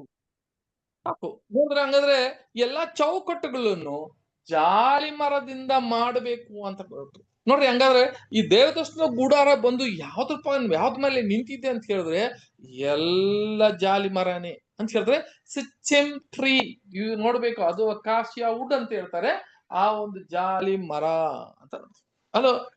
ಅದು ಮಾತ್ರ ಅಲ್ಲ ಸಹೋದರ ಸಹೋದರಿಯರೇ, ಈ ಜಾಲಿ ಮರ ಅಂತ ಹೇಳುವಾಗ ಈ ಸಿಚ್ಚಿಮ್ ವುಡ್ ಎಷ್ಟು ಎಲ್ಲೆಲ್ಲ ಉಪಯೋಗ ಮಾಡಿದ್ದಾರೆ ಅಂತ ಕೇಳಿದ್ರೆ ನೋಡ್ರಿ, ಇಲ್ಲಿ ಕಾಂಪೌಂಡ್ ಇದೆಯಲ್ಲ, ಮೊದಲು ಆ ಪ್ರಕಾರ ಇದೆಯಲ್ಲ, ಆ ಪ್ರಕಾರ ಸುತ್ತಲೂ ಇರುವ ಎಲ್ಲ ಇರುವ ಆ ಜಾಲಿ ಮರನೇ ಹಾಕಬೇಕು ಅಂತ ಹೇಳ್ಬಿಟ್ಟು ಅಲ್ಲಿದ್ದ ತೂಣ್ಗಳು ಇತ್ತು, ಅದು ಕೂಡ ಏನ್ರಿ ಆ ಸ್ತಂಭಗಳು ಕೂಡ ಏನಾಗ್ಬೇಕು, ಜಾಲಿ ಮರದಲ್ಲೇ ಮಾಡ್ಬೇಕು ಅಂತ ಹೇಳಿದ್ರು ಅಲ್ವಾ.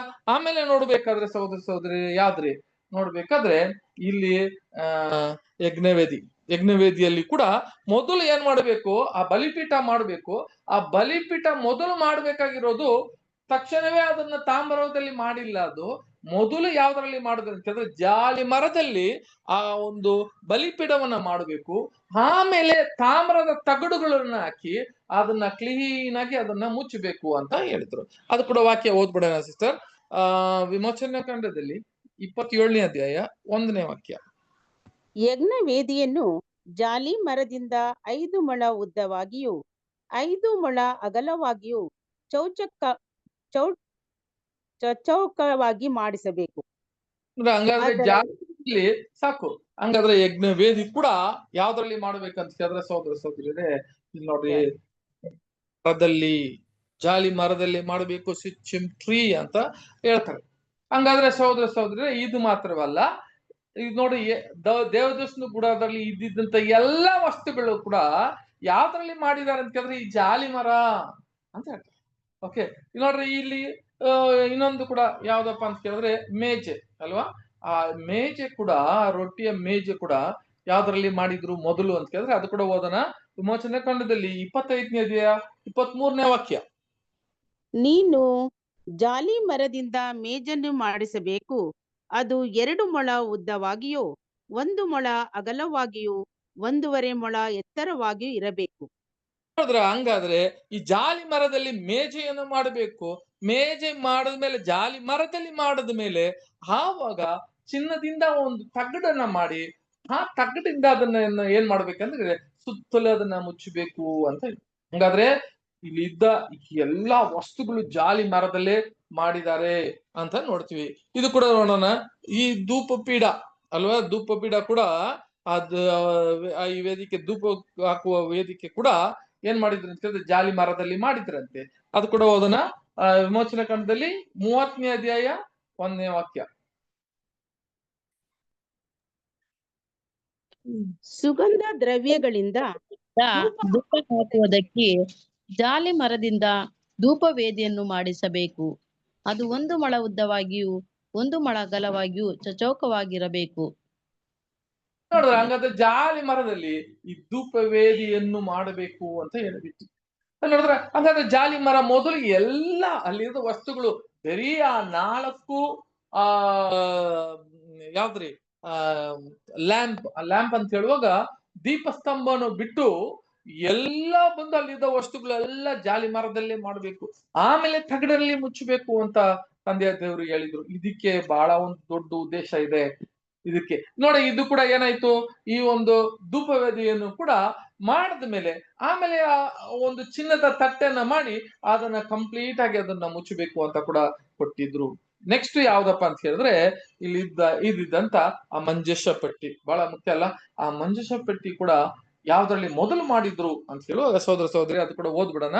ಅದರಲ್ಲಿ ವಿಮೋಚನೆ ಕಾಂಡದಲ್ಲಿ 25ನೇ ಅಧ್ಯಾಯ 10ನೇ ವಾಕ್ಯ ಓದೋಣ. ನೀನು ಜಾಲಿ ಮರದಿಂದ ಒಂದು ಮಂಜೂಷವನ್ನು ಮಾಡಿಸಬೇಕು. ಅದು 2 ಮೊಳ ಉದ್ದವೂ 1.5 ಮೊಳ ಅಗಲವೂ 1.5 ಮೊಳ ಎತ್ತರವೂ ಆಗಿರಬೇಕು. ನೋಡಿದ್ರು, ಹಂಗಾದ್ರೆ ನೀನು ಮಾಡ್ಬೇಕಾಗಿರುವ ಈ ಒಂದು ಮಂಜೂಷ ಪೆಟ್ಟಿ ಕೂಡ ಜಾಲಿ ಮರದಿಂದನೇ ಇರಬೇಕು ಅಂತ ಹೇಳ್ತಾರೆ. ಅದರ ಮುಚ್ಚಲು ಕೂಡ 23ನೇ ವಾಕ್ಯ ಓದುವಾಗ ಅದರ ಮುಚ್ಚಲು ಕೂಡ ಹೆಂಗಿರ್ಬೇಕು ಅಂತ ಕೇಳಿದ್ರೆ ಜಾಲಿ ಮರದಲ್ಲೇ ಮಾಡ್ಬೇಕು. ಆದ್ರೆ ಸಹೋದರರಲ್ಲಿ ಎಲ್ಲಾ ನೋಡಿ, ವಸ್ತುಗಳು ಅಲ್ಲಿ ಮಾಡಿರುವ ಎಲ್ಲಾ ದೇವದರ್ಶನ ಗುಡಾರದಲ್ಲಿ ಮಾಡಿರುವ ಎಲ್ಲಾ ಚೌಕಟ್ಟಾಗ್ಲಿ, ಅದರಲ್ಲಿ ಇರುವ ಧೂಪಪೀಠವಾಗ್ಲಿ, ಆ ಬಲಿಪೀಠವಾಗ್ಲಿ, ಅಥವಾ ಅದು ಮಂಜೂಷ ಪೆಟ್ಟಿ ಆಗ್ಲಿ, ಅಲ್ಲಿದ್ದ ಮೇಜೆ ಆಗ್ಲಿ, ಅದಿದ್ದ ಎಲ್ಲ ಒಂದು ಪ್ರಕಾರದಲ್ಲಿ ಮಾಡಿರುವ ಸ್ತಂಭಗಳಾಗ್ಲಿ, ಇವು ಎಲ್ಲ ಕೂಡ ಜಾಲಿ ಮರದಲ್ಲೇ ಮೊದಲು ಮಾಡಬೇಕು, ಆಮೇಲೆ ಆ ತಗಡುಗಳನ್ನ ಹಾಕಿ ಏನ್ ಮಾಡಬೇಕು, ಮುಚ್ಚಬೇಕು ಅಂತ ಹೇಳಿದ್ರು. ಹಂಗಾದ್ರೆ ಈ ಒಂದು ಜಾಲಿ ಮರ ಎಷ್ಟೊಂದು ದೊಡ್ಡ ಜಾಗವನ್ನು ಅದು ಹಿಡ್ಕೊಂಡಿದೆ. ಈ ದೇವದರ್ಶನ ಗುಡಾರದಲ್ಲಿ ಒಂದು ದೊಡ್ಡ ಒಂದು ಸ್ಥಾನವನ್ನು ಹಿಡ್ಕೊಂಡಿದೆ, ಒಂದು ದೊಡ್ಡ ಸ್ಥಾನವನ್ನು ಹಿಡಿದೆ. ಹಾಗಾದ್ರೆ ಜಾಲಿ ಮರ ಅಂದ್ರೆ ಏನು, ಇದನ್ನ ಬಗ್ಗೆ ಇವತ್ತು ನಾವು ಸ್ಟಡಿ ಮಾಡ್ತೀವಿ ಸಹೋದರ ಸಹೋದರಿ ಅಲ್ವಾ. ಇದಕ್ಕೆ ಇವಾಗ ನೋಡಿ, ಜಾಲಿ ಮರ ಅನ್ನುವಾಗ ಈ ಜಾಲಿ ಮರ ಈ ತರ ಇರ್ತದೆ ರೀ. ಇದಕ್ಕೆ ಅಕಾಸಿ ವುಡ್ ಅಂತ ಹೇಳ್ತಾರೆ. ಸಿಚ್ಚಿಮ್ ವುಡ್, ಸಿಚ್ಚಿಮ್ ಮರ ಅಂತ ಇಂಗ್ಲಿಷ್ ಅಲ್ಲಿ ಹೇಳ್ತಾರೆ. ಸಿಚ್ಚಿಮ್ ಅನ್ನುವಾಗ, ಸಿಚ್ಚಿಮ್ ಅನ್ನೋದು ಒಂದು ಮರದ ಹೆಸರು ಅಲ್ಲ, ಒಂದು ಜಾಗದ ಹೆಸರು. ಇದಿದ್ದ ಒಂದು ಜಾಗದ ಹೆಸರು ಹೇಳ್ತೀವಲ್ಲ, ಕೆಲವು ಟೈಮ್ ಅಲ್ಲಿ ನಾವು ಒಂದು ಸ್ವೀಟ್ ಆಗ್ಲಿ ಅಥವಾ ಒಂದು ಮರ ಆಗ್ಲಿ, ಯಾವ್ದೋ ಒಂದು ವಸ್ತುಗಳು ಆ ಊರಿಂದ ಬರುವಾಗ ಅದಕ್ಕೆ ಆ ಊರಿನ ಹೆಸರನ್ನೇ ಹೇಳ್ಬಿಡ್ತೀವಿ ನಾವು ಅಲ್ವಾ. ಒಂದು ಕಲ್ಕಟ್ಟಾದಲ್ಲಿ ಬರುವಾಗ ಈ ಕಲ್ಕಟ್ಟ ವುಡ್ ಅಂತ ಹೇಳ್ತಾರೆ. ಆ ತರ ಏನ್ ಮಾಡಿದ್ದಾರೆ, ಆಕ್ಚುಲಿ ಈ ಮರ ಎಲ್ಲಿಂದ ಬಂತು ಅಂತ ಕೇಳಿದ್ರೆ ಒಂದು ಊರು, ಆ ಊರು ಹೆಸರು ಏನಂತ ಕೇಳಿದ್ರೆ ನೋಡ್ರಿ, ಒಂದು ಓದನ ಅರಣ್ಯಕಾಂಡದಲ್ಲಿ 25ನೇ ಅಧ್ಯಾಯ 1ನೇ ವಾಕ್ಯ ಓದ್ರಿ. ಇಸ್ರಾಯೇಲರು ಓದಿ ಸಿಸ್ಟರ್. ಇಲ್ಲ ಓದಿ ಸಿಸ್ಟರ್, ಓದಿ ಸಿಸ್ಟರ್ ಓದಿ. ಸಿಸ್ಟರ್ ಓದಿ ಸಿಸ್ಟರ್. ಯಾರು?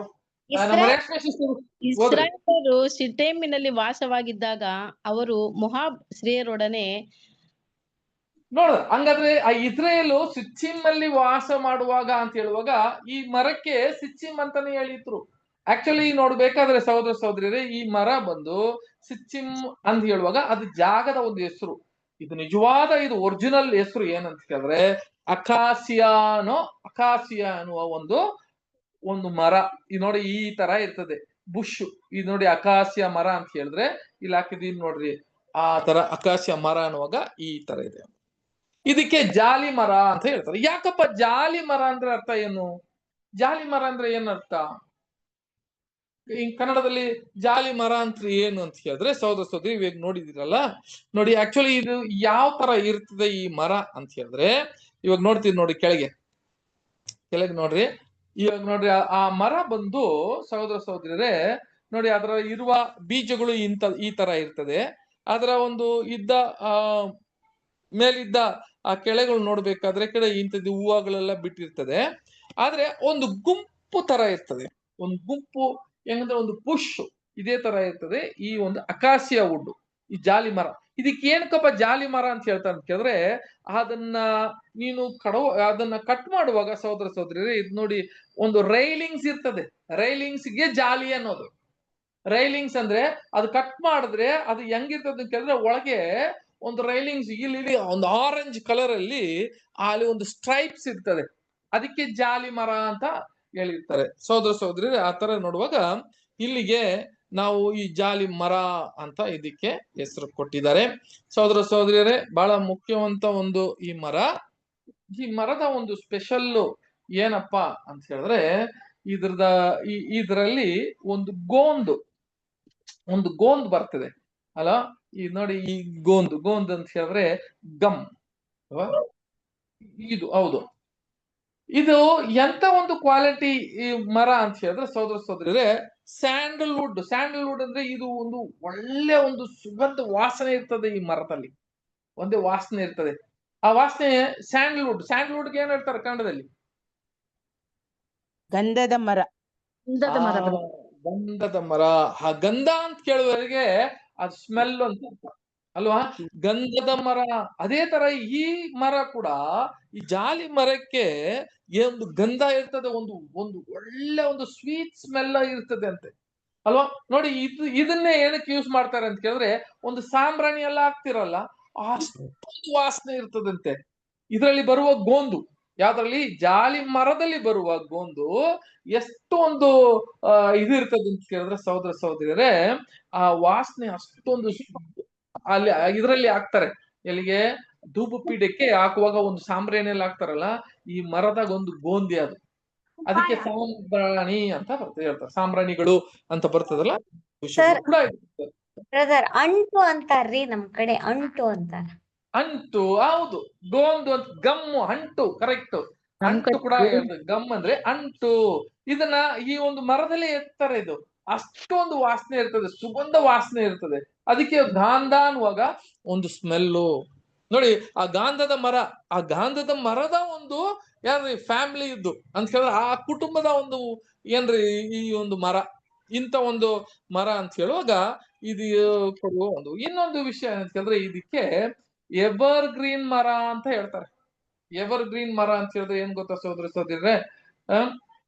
ನೋಡ್ರಿ ಇಲ್ಲಿದೆ ಎವರ್ ಗ್ರೀನ್ ಅಂತ ಹೇಳಿದ್ರೆ ನಿತ್ಯ ಹರಿದರ್ನ ಒಂದು ಮರ ಅಂತ ಹೇಳಿದ್ರೆ ಯಾವಾಗ ಏನಾಗಲ್ಲ. ಇವಾಗ ನಾವು ಯಾವಾಗ ಏನ್ ನೋಡ್ತೀವಿ, ಒಂದು ಸೀಸನ್ ಬರುವಾಗ, ಒಂದು ಕಾಲ ಬರುವಾಗ ಎಲೆಲ್ಲ ಬಿದ್ದೋಗ್ತದೆ ಅಲ್ವಾ. ಒಂದು ಮರ, ಎಲ್ಲಾ ಮರ ಕೂಡ ಆಗ್ಲಿ ಎಲೆಗಳೆಲ್ಲ ಬಿದ್ದೋಗ್ತದೆ. ಆಮೇಲೆ ಸ್ವಲ್ಪ ಒಂದು 6 ತಿಂಗಳ ಇಲ್ಲ 3 ತಿಂಗಳ ಆದ್ಮೇಲೆ ಮತ್ತೆ ಚಿಗುರನ್ನ ಬಿಡುತ್ತದೆ. ಇದು ಎಲ್ಲಾ ವರ್ಷ ಕೂಡ ನೋಡ್ತೀವಿ. ಎಲ್ಲಾ ಮರ ಕೂಡ ಆ ತರ ಏನಾಗ್ತದೆ, ಅದ್ರ ಎಲೆ ಬೀಳುತ್ತದೆ, ಮತ್ತೆ ಚಿಗುರು ಬರ್ತದೆ. ಅದಕ್ಕೆ ಏನ್ ಹೇಳ್ತಾರೆ? ಸ್ಪ್ರಿಂಗ್ ಅಂಡ್ ಆಟೋಮ್ ಎರಡು ಹೇಳ್ತಾರೆ. ಸ್ಪ್ರಿಂಗ್ ಅಂಡ್ ಆಟೋಮ್ ಅಂತ ಹೇಳ್ತಾರೆ ಇಂಗ್ಲಿಷ್ ಅಲ್ಲಿ ಅಲ್ವಾ. ಸ್ಪ್ರಿಂಗ್ ಅಂದ್ರೆ ಏನು ಅಂತ ಕೇಳಿದ್ರೆ ಅದು ಹಂಗೆ ಚಿಗುರು ಬಿಡೋದು. ಇನ್ನೊಂದು ಯಾವ್ದು ಅಂತ ಕೇಳಿದ್ರೆ ಆಟೋಮ್ ಅಂತ ಕೇಳಿದ್ರೆ ಏನಂತ ಕೇಳಿದ್ರೆ ಆ ಕಾಲ ಬರುವಾಗ ಆ ಎಲ್ಲ ಉದುರು ಹೋಗುದು, ಆ ಎಲೆ ಎಲ್ಲ ಉದುರು ಹೋಗ್ಬಿಡ್ತದೆ. ಕೆಲವು ಟೈಮಲ್ಲಿ ನೋಡ್ತೀವಲ್ಲ ಎಲ್ಲ ಮರ ಕೂಡ ಹೆಂಗಿರ್ತದೆ, ಯಾವ ಒಂದು ಎಳೆ ಕೂಡ ಇರಲ್ಲ, ಹಂಗೆ ಒಂದು ಸತ್ತ ಒಂದು ಕಂಡೀಷನ್, ಅದು ಒಂದು ಸಾಯ್ತದೆ, ಎಲ್ಲ ಬಿತ್ತು, ಅದ್ರಲ್ಲಿ ಇರುವ ಎಲ್ಲ ವಿಟಮಿನ್ ಎಲ್ಲ ಹೋಗ್ಬಿಡ್ತದೆ. ಅಂತ ಒಂದು ಪರಿಸ್ಥಿತಿ ಏನಾಗ್ತದೆ ಅಂತ ಕೇಳಿದ್ರೆ ಮರಕ್ಕೆ ಬರ್ತದಲ್ಲ, ಆ ಒಂದು ಪರಿಸ್ಥಿತಿ ಮರಕ್ಕೆ ಬರಲ್ಲ ಅಂತೆ. ಯಾಕಂದ್ರೆ ಈ ಒಂದು ಜಾಲಿ ಮರನ ಎವರ್ ಗ್ರೀನ್ ಮರ ಅಂತ ಹೇಳ್ತಾರೆ ಕನ್ನಡದ, ಇಂಗ್ಲಿಷ್ ಅಲ್ಲಿ. ಆಲ್ವೇಸ್, ಯಾವಾಗೂ ಅದು ಏನಾಗುತ್ತೆ ಅಂತ ಕೇಳಿದ್ರೆ ಎವರ್ ಗ್ರೀನ್, ಈ ಎಲೆನೇ ಉದ್ರಲ್ಲ ಇದಕ್ಕೆ, ಅಂತ ಒಂದು ಮರ ರೀ ಇದು ಅಲ್ವಾ. ಹಂಗಾದ್ರೆ ಇದಕ್ಕೆ ಏನ್ ಸೂಚನೆ, ಇದಕ್ಕೆ ಒಂದು ವಾಕ್ಯ ಕೂಡ ಇದೆ, ಅದಕ್ಕೆ ಸೇರಿದಂತ ಆ ಫ್ಯಾಮಿಲಿ ಇದೆ. ಅದು ಓದನ ಯೆಶಾಯ 41ನೇ ಅಧ್ಯಾಯ 19ನೇ ವಾಕ್ಯ ಓದನ. ಯೆಶಾಯ 41ನೇ ಅಧ್ಯಾಯ 19ನೇ ವಾಕ್ಯ. ಬ್ರದರ್, ಇದು ಬೇಸಿಗೆಯಲ್ಲಿ ಹಂಗೆ ಇರುತ್ತೆ, ಮಳೆಗಾಲದಲ್ಲಿ ಹಂಗೆ ಇರುತ್ತೆ, ಯಾವಾಗ ಹಸಿರಾಗಿರುತ್ತೆ, ಯಾವಾಗೂ ಹಂಗೆ ಇರ್ತದೆ. ಇದು ಹೌದು. ಏನಾಗಲ್ಲ ಅಂತ ಕೇಳಿದ್ರೆ ಇದು ಒಣಗ ಹೋಗೋದೇ ಇಲ್ಲ, ಇದು ಇದು ಎಲೆ ಕೂಡ ಬೀಳಲ್ಲ ಕೆಳಗೆ, ಅಂತ ಒಂದು ಮರ ಇದು ಜಾಲಿ ಮರ. ಅದಕ್ಕೆ ಅಕಾಸಿಯಾ ವುಡ್, ಅದಕ್ಕೆ ತಂದೆ ದೇವರು ಆಯ್ಕೆ ಮಾಡಿರೋದು ಅದು. ಅದೇ ಅದು ಉದ್ದೇಶ ಏನಂದ್ರೆ ನೋಡಿ, ಮೋಶೆಗೆ ನೀನು ಯಾವುದೇ ಒಂದು ಮರದಲ್ಲಿ ಮಾಡುವಂತದ್ದು ಯೆಹೋವ ದೇವರು ಹೇಳಲಿಲ್ಲ ಅವರಿಗೆ, ನಾನಿರೋ ಮರದಲ್ಲೇ ನೀನು ಮಾಡಬೇಕು, ಅದು ದೇವದರ್ಶನ, ನಾನು ವಾಸ ಮಾಡುವ ಆಲಯಕ್ಕೆ ನಾನು ಯಾವ ಮರದಲ್ಲಿ ಅದನ್ನ ಆಯ್ಕೆ ಮಾಡ್ತೀನೋ ಅದನ್ನೇ ನೀವು ಮಾಡ್ಬೇಕು ಅಂದ್ರೆ ತಂದೆ ದೇವರು ಸೃಷ್ಟಿ ಮಾಡಿರುವ ಈ ಸೃಷ್ಟಿ ಗೊತ್ತಿತ್ತಲ್ಲ ಅವರಿಗೆ. ಅಂತ ಒಂದು ಮರ ಎಂತ ಮರ ಅಂತ ಹೇಳಿದ್ರೆ ನೋಡಿ, ಎಲೆ ಉದ್ರೀರ ಇರುವ ಒಂದು ಮರ. ನೋಡಿ ಒಂದು ವಾಕ್ಯ ಓದೋಣ ಅದರಲ್ಲಿ, ಯೆಶಾಯ 41ನೇ ಅಧ್ಯಾಯ 19ನೇ ವಾಕ್ಯ ಓದು ಸಿಸ್ಟರ್. ದೇವದಾರು, ಕಸ್ತೂರಿ, ಜಾಲಿ, ಸುಗಂಧ, ಹೋಲಿಯ ಮರಗಳನ್ನು ಅಡವಿಯಲ್ಲಿ ನಡುವೆನು. ತುರಾಯಿ, ತಪಸ, ತಿಲಕ ವೃಕ್ಷಗಳನ್ನು ಅರಣ್ಯದಲ್ಲಿ ತಂಪಾಗಿ ಬೆಳೆಸುವೆನು. ಈಗ ಅರಣ್ಯದಲ್ಲೇ ತಂಪಾಗಿ ಬೆಳೆಸುವನು ಅಂತ ಹೇಳಿದ್ರು. ಅದೇ ಜಾಲಿ ಅಂತ ಬಂದಿತ್ತಲ್ಲ, ಅದನ್ನ ಸುಗಂಧ ಜಾಲಿ ಅಂತ ಹೇಳುವಾಗ ಇದೆ ಸುಗಂಧ ಜಾಲಿ. ನೋಡ್ರಿ ಅಲ್ಲಿ ಬಂದಿದ್ದಾರೆ, ಈ ಜಾಲಿ ಅಂತ ಹೇಳಿದ್ರೆ ಈ ಚಿಮ್ಮುಡ್, ಈ ಜಾಲಿ ಮರ ಈ ಫ್ಯಾಮಿಲಿಗೆ ಅರಣ್ಯದಲ್ಲಿ ಹೆಂಗೆ ಅಂತ ಕೇಳಿದ್ರೆ ಅದು ಬೆಳೀತದೆ ಅಂತ ಹೇಳ್ತಾರೆ. ಅರಣ್ಯದಲ್ಲಿ ಯಾವ ಒಂದು ಮರ ಬೆಳೆಯಲ್ಲ. ಆದ್ರೆ ಇಂಥ ಒಂದು ಮರ ಅಂತ ಹೇಳಿದ್ರೆ ದೇವರ ಆಯ್ಕೆ ಮಾಡಿರುವ ಒಂದು ಮರ. ಸಹೋದರ ಎವರ್ ಗ್ರೀನ್, ಯಾವಾಗ್ಲೂ ಇದೇನಾಗುತ್ತೆ ಅಂತ ಕೇಳಿದ್ರೆ ಎವರ್ ಗ್ರೀನ್ ಆಗಿರುವ ಒಂದು ವಿಷಯ. ಅದು ಕನ್ನಡದಲ್ಲಿ ಎವರ್ ಗ್ರೀನ್ಗೆ ಏನ್ ಹೇಳ್ತಾರೋ ಗೊತ್ತಿಲ್ಲ, ಆದ್ರೆ ನಾನು ಅದನ್ನ ಹಾಕಿದ್ದೀನಿ, ನಿತ್ಯ ಹರಿದ್ವರ್ಣ ಮರಗಳು. ನಿತ್ಯ ಹರಿದ್ವರ್ಣ ಮರಗಳು, ಅದರ ಒಂದು ಫ್ಯಾಮಿಲಿ. ಯಾವಾಗ ಇದೇನಾಗಲ್ಲ, ಅದು ಉದುರಲ್ಲ ಅಂತ ಕೂಡ ನೋಡ್ತೀವಿ ಸಹೋದರ. ಆದ್ರೆ ಈ ವಾಕ್ಯ, ಈ ಒಂದು ಮರವನ್ನು ಇಟ್ಟು ಒಂದು ವಾಕ್ಯ ಕೂಡ ಇದೆ. ಯಾರಿಗೆ ಹೋಲಿಕೆ ಮಾಡಿ ಹೇಳ್ತಾರೆ ಅಂತ ಕೇಳಿದ್ರೆ ನಮಗೆಲ್ಲ ಒಂದು ವಾಕ್ಯ ಗೊತ್ತಿದ್ಯಾ, ಅವರು ಎಲೆ ಕೀರ್ತನೆ 1ರಲ್ಲಿ ಬರುತ್ತೆ ಬ್ರದರ್. Very good sister. ಯಾವ್ದ್ರಲ್ಲಿ ಬರ್ತದೆ ಅಂತ ಕೇಳಿದ್ರೆ ಕೀರ್ತನೆ 1ನೇ ಅಧ್ಯಾಯ 3ನೇ ವಾಕ್ಯದಲ್ಲಿ. ಕೀರ್ತನೆ 1:1 3 ತನಕ ಯಾರಾದ್ರೂ ಓದಿ ಸಿಸ್ಟರ್. ರೇಷ್ಮೆ ಸಿಸ್ಟರ್ ನೀವು ಓದ್ರಿ. ಯಾವನು ದುಷ್ಟನ ಆಲೋಚನೆಯಂತೆ ನಡೆಯದೆ, ಪಾಪಾತ್ಮರ ಮಾರ್ಗದಲ್ಲಿ ನಿಂತುಕೊಳ್ಳದೆ, ಧರ್ಮ ನಿಂದಕರೊಡನೆ ಕೂತುಕೊಳ್ಳದೆ, ಯೆಹೋವನ ಧರ್ಮಶಾಸ್ತ್ರದಲ್ಲಿ ಆನಂದ ಪಡುವವನಾಗಿ ಅದನ್ನೇ ಹಗಲಿರುಳು ಧ್ಯಾನಿಸುತ್ತಿರೋನು, ಅವನು ಎಷ್ಟೋ ಧನ್ಯನು. ಅವನು ನೀರಿನ ಕಾಲುವೆಗಳ ಬಳಿಯಲ್ಲಿ ಬೆಳೆದಿರುವ ಮರದ ಆಗಿರೋನು. ಅಂತ ಮರ ಕಾಲದಲ್ಲಿ ಫಲ ಕೊಡುತ್ತದಲ್ಲ, ಅದರ ಎಲೆಯು ಬಾಡುವುದೇ ಇಲ್ಲ. ಎಲೆ ಏನ್ ಮಾಡಲ್ಲಂತೆ, ಬಾಡುವುದೇ ಇಲ್ಲ ಅಂತ ಹೇಳ್ತಾರೆ. ನೋಡ್ರ ಯಾರಿಗೆ ಹೋಲಿಕೆ ಮಾಡ್ತಾರೆ ಅಂತ ಕೇಳಿದ್ರೆ ಅಂತವ್ರು ಹೆಂಗಿರ್ತಾರೆ ಅಂತ ಕೇಳಿದ್ರೆ ಅಂತವ್ರು ಅದರ ಎಳೆವು ಬಾಡುವುದೇ ಇಲ್ಲ ಅಂತ ಹೇಳ್ತಾರೆ. ಒಂದು ನೀತಿವಂತನಿಗೆ ಅದನ್ನ ಹೋಲಿಕೆ ಮಾಡಿ ತೋರಿಸ್ತಾರೆ ಸಹೋದರ. ಹಂಗಾದ್ರೆ ಈ ಜಾಲಿ ಮರ ಅಂತ ನೋಡ್ತಾರೆ ಸಹೋದರ. ಇದರ ಒಂದು ಸ್ಪೆಷಾಲಿಟಿ ಏನಪ್ಪಾ, ವಿಶೇಷ ಏನು ಇದರಲ್ಲಿ ಅಂತ ಹೇಳುವಾಗ ನಮ್ಗೆಲ್ಲರಿಗೂ ಗೊತ್ತು ಅಲ್ವಾ. ಒಂದು ಮರ ಅಂತ ಹೇಳುವಾಗ ಒಂದು ಮರದಲ್ಲಿ ಏನಿರ್ತದೆ ಅಂತ ಕೇಳಿದ್ರೆ ಈ ಒಂದು ಇರ್ತದೆ ಅಲ್ವಾ. ಇದು ಏನ್ ಮಾಡುತ್ತೆ ಅಂತ ಹೇಳಿದ್ರೆ ಇದು ಒಳಗೆ ಇದ್ದು ಅದು ತಿಂದು ಅದು ಒಳಗೆ ಇರುವುದು ತಿಂದು ಏನ್ ಮಾಡುತ್ತೆ ಅಂತ ಕೇಳಿದ್ರೆ ಸೋದ ಇದು ನೋಡಿ ಎಷ್ಟು ಚಿಕ್ಕದಾಗವೆ ಇವೆಲ್ಲ. ಈ ದೊಡ್ಡ ಮರಗಳನ್ನ ತಿಂದು ಪೌಡ್ರ್ ಮಾಡಿ, ಅದು ಎಂತ ಒಂದು ಪೌಡರ್ ಮಾಡಿರ್ತದೆ ಅಂತ ಹೇಳಿದ್ರೆ ಸಹೋದರ, ನಾವು ಮಿಕ್ಸಿಯಲ್ಲಿ ಆಗೋದ್ರ ಕೂಡ ಪೌಡರ್ ಮಾಡಕ್ ಆಗಲ್ಲ, ಮಿಷಿನ್ ಕೂಡ ನೀವು ಆ ಪೌಡರ್ ಮಾಡಕ್ ಆಗಲ್ಲ. ಅಂತ ಅಂತ ಒಂದು ಪುಡಿ ಪುಡಿ ಪುಡಿ ಮಾಡ್ಬಿಡ್ತದೆ ಒಂದು ಮರವನ್ನ. ಈ ಒಂದು ಕೀಟ, ಈ ಕೀಟ ಏನ್ ಮಾಡ್ತದೆ ಅಂತ ಕೇಳಿದ್ರೆ ಪುಡಿ ಪುಡಿ ಮಾಡ್ಬಿಡ್ತದೆ. ಸಹೋದರ ಸಹೋದರಿ, ಅಂತ ಒಂದು ಕೀಟ ಏನ್ ಮಾಡಲ್ಲ ಅಂತ ಕೇಳಿದ್ರೆ ಈ ಜಾಲಿ ಮರನ ಮುಟ್ಟಕ್ಕಿಲ್ಲ. ಏನ್ ಮಾಡಕ್ಕಿಲ್ಲ ಗೊತ್ತಾ? ಈ ಜಾಲಿ ಮರ ಹತ್ರ ಆ ಕೀಟಗಳು ಬರಕ್ಕಿಲ್ಲ. ಯಾಕೆ ಬರಕ್ಕಿಲ್ಲ ಅಂತ ಕೇಳಿದ್ರೆ, ನಾನು ಹೇಳ್ದಲ್ಲ ಅವಾಗಲೇ ಅಂಟು, ನೀನ್ ಹೇಳ್ದಲ್ಲ ಒಂದು ಗೋಂದು ಅಂಟಿದೆಯಲ್ಲ, ಅದ್ರ ಒಂದು ಗಾಂಧದ ಒಂದು ಅದಿದ್ದ ಒಂದು ವಾಸನೆ ಇರ್ತದಲ್ಲ, ಆ ವಾಸನೆಯಿಂದ ಈ ಕೀಟಗಳು ಯಾವ್ದು ಅಂಟ್ಕೊಳ್ಳಲ್ಲ ಅಂತೆ, ಅದ್ರ ಹತ್ರ ಕೂಡ ಹೋಗಲ್ಲ ಅಂತೆ. ನೋಡ್ರಿ ಉಂಡಿ ಕಟ್ಟಾಕ್ ಬರ್ತೈತ್ ನೋಡ್ರಿ, ಅದ್ ಜಲಿ ಅಂಟ್. ಸರಿ, ಹೇಳಿ ಸಿಸ್ಟರ್. ಅದು ಅಂಟು ಉಂಡಿ ಕಟ್ಟಾಕ್ ಬರ್ತೈತ್ರಿ, ಜಲಿ ಅಂಟ್. ಜಲಿ ಅಂಟ್ ಅಂತ ಹೇಳುವಾಗ ಇದು ಏನಾಗಲ್ಲ ಅಂತ ಹೇಳಿದ್ರೆ ಸೋದರಿ, ಇದಕ್ಕೆ ಏನ್ ಹೇಳ್ತಾರೆ, ಇದ್ದ ಇನ್ಸೆಕ್ಟ್ ರೆಪ್ಲೆಂಟ್ ಅಂತ ಹೇಳ್ತಾರೆ. ಇನ್ಸೆಕ್ಟ್ ರೆಪ್ಲೆಂಟ್ ಅಂತ ಹೇಳಿದ್ರೆ, ಇದು ದೂರವಾಗಿ ಇರುವಾಗ ಒಂದು ಎಲೆಯನ್ನ ಒಂದು ಎಲೆ ಯಾರಾದ್ರೂ ಬಿಚ್ಚಿದ್ರು ಕೂಡ, ಅದನ್ನ ಎಲೆ ಒಂದು ಮುರಿದ್ರೆ ಕೂಡ, ಒಂದು ಕೆಲೆ ಮುರಿದ್ರೆ ಕೂಡ ಅದರಲ್ಲಿ ಇರುವ ಒಂದು ಗಾಂಧ ಒಂದು ವಾಸನೆ ಬರುತ್ತಲ್ಲ, ಅದು ಹತ್ರನೇ ಯಾವ ಒಂದು ಕೀಟ ಕೂಡ ಬರಲ್ಲ ಅಂತೆ, ಇನ್ಸೆಕ್ಟ್ ಬರಲ್ಲ ಅಂತೆ. ಅಂತ ಒಂದು ವಾಸನೆ, ಅಂತ ಒಂದು ಘಮ ಘಮ ಘಮ ಘಮ ಅಂತ ಇರ್ತದೆ. ಸಹೋದರ ಇದು ಇದರ ಒಂದು ಕ್ವಾಲಿಟಿ. ನೆಕ್ಸ್ಟ್ ನೋಡ್ಬೇಕಾದ್ರೆ ಸಹೋದರ ಸಹೋದರಿಯರೇ, ಬಹಳ ಒಂದು ಆಶ್ಚರ್ಯವಾದ ಒಂದು ವಿಷಯ ಬ್ರದರ್ ರಸೂಲ್ ನಮಗೆ ಏನ್ ಹೇಳ್ತಾರೆ ಅಂತ ಕೇಳಿದ್ರೆ, ಇದರ ಒಂದು ಡ್ಯೂರಬಿಲಿಟಿ ಅಂತ ಕೇಳಿದ್ರೆ, ಇದು ತುಂಬಾ ಕಾಲ ಹಂಗೆ ನೋಡಿ, ಅದ್ರ ಕೀಟ ಇರಲ್ಲ, ಎಷ್ಟೋ ವರ್ಷ ಕಾಲ ಅದ್ ಏನಾಗುತ್ತೆ ಅಂತ ಕೇಳಿದ್ರೆ ಅದು ಹಂಗೆ ಇರ್ತದೆ, ನಾಶ ಆಗೋದೇ ಇಲ್ಲ ಇದು. ಅದಕ್ಕೆ ಇದಕ್ಕೆ ಎವರ್ ಗ್ರೀನ್ ಅಂತ ಏನ್ ಮಾಡಿದ್ದಾರೆ ಅಂತ ಕೇಳಿದ್ರೆ, ಇದಕ್ಕೆ ಇಟ್ಟಿರೋ ಒಂದು ವಿಷಯ ಅಂತ ನೋಡಿದ್ವಿ ಸಹೋದರ ಸಹೋದರಿ. ಆಗಿರುವಾಗ ಸಹೋದರ ಸಹೋದರಿಯರೇ, ಇಲ್ಲಿ ಇನ್ನೊಂದು ಬಹಳ ಮುಖ್ಯ ವಿಷಯ ಏನು ಗೊತ್ತಾ? ಮೋಶೆ ಅಲ್ವಾ, ಮೋಶೆ ಬಂದು ಒಂದು ಹೋದ್ರಲ್ಲ, ಅವಾಗ ಒಂದು ಒಂದು ಮರ ಏನಾಯ್ತು, ಬೆಂಕಿ, ಅಲ್ಲಿದ್ದ ಒಂದು ಬೆಂಕಿ ಬುಷ್, ಏನ್ ಹೇಳ್ತಾರೆ ಅದಕ್ಕೆ? ದ ಬರ್ನಿಂಗ್ ಬುಷ್ ಅಂತ ಹೇಳ್ತಾರೆ. ಕನ್ನಡದಲ್ಲಿ ಏನ್ ಹೇಳ್ತಾರೆ ಅದಕ್ಕೆ? ಪೊದೆ ಏನ್ರಿ? Burning bush. ಅಲ್ಲಿ ಮರ ಇತ್ತಲ್ಲ, ಅಲ್ಲಿ ಯಾವ್ದಪ್ಪ ಅದು ಬೆಂಕಿ ಹಚ್ತಾ ಇದ್ದೋ ಮರ ಅಂತ ಹೇಳುವಾಗ ಈ ಮರನೇ ಅಂತ ಹೇಳ್ತಾರೆ. ಈ ಮರನೇ ನೋಡ್ರಿ, ಬೆಂಕಿ ಹಚ್ಕೊಂತಂತೆ, ಆದ್ರೆ ಅದೇನಾಗಿಲ್ಲ, ಸುಟ್ಟಿಲ್ಲ, ಅದು ಸುಟ್ಟೇ ಇಲ್ಲ. ಅಂತ ಒಂದು ಮರ.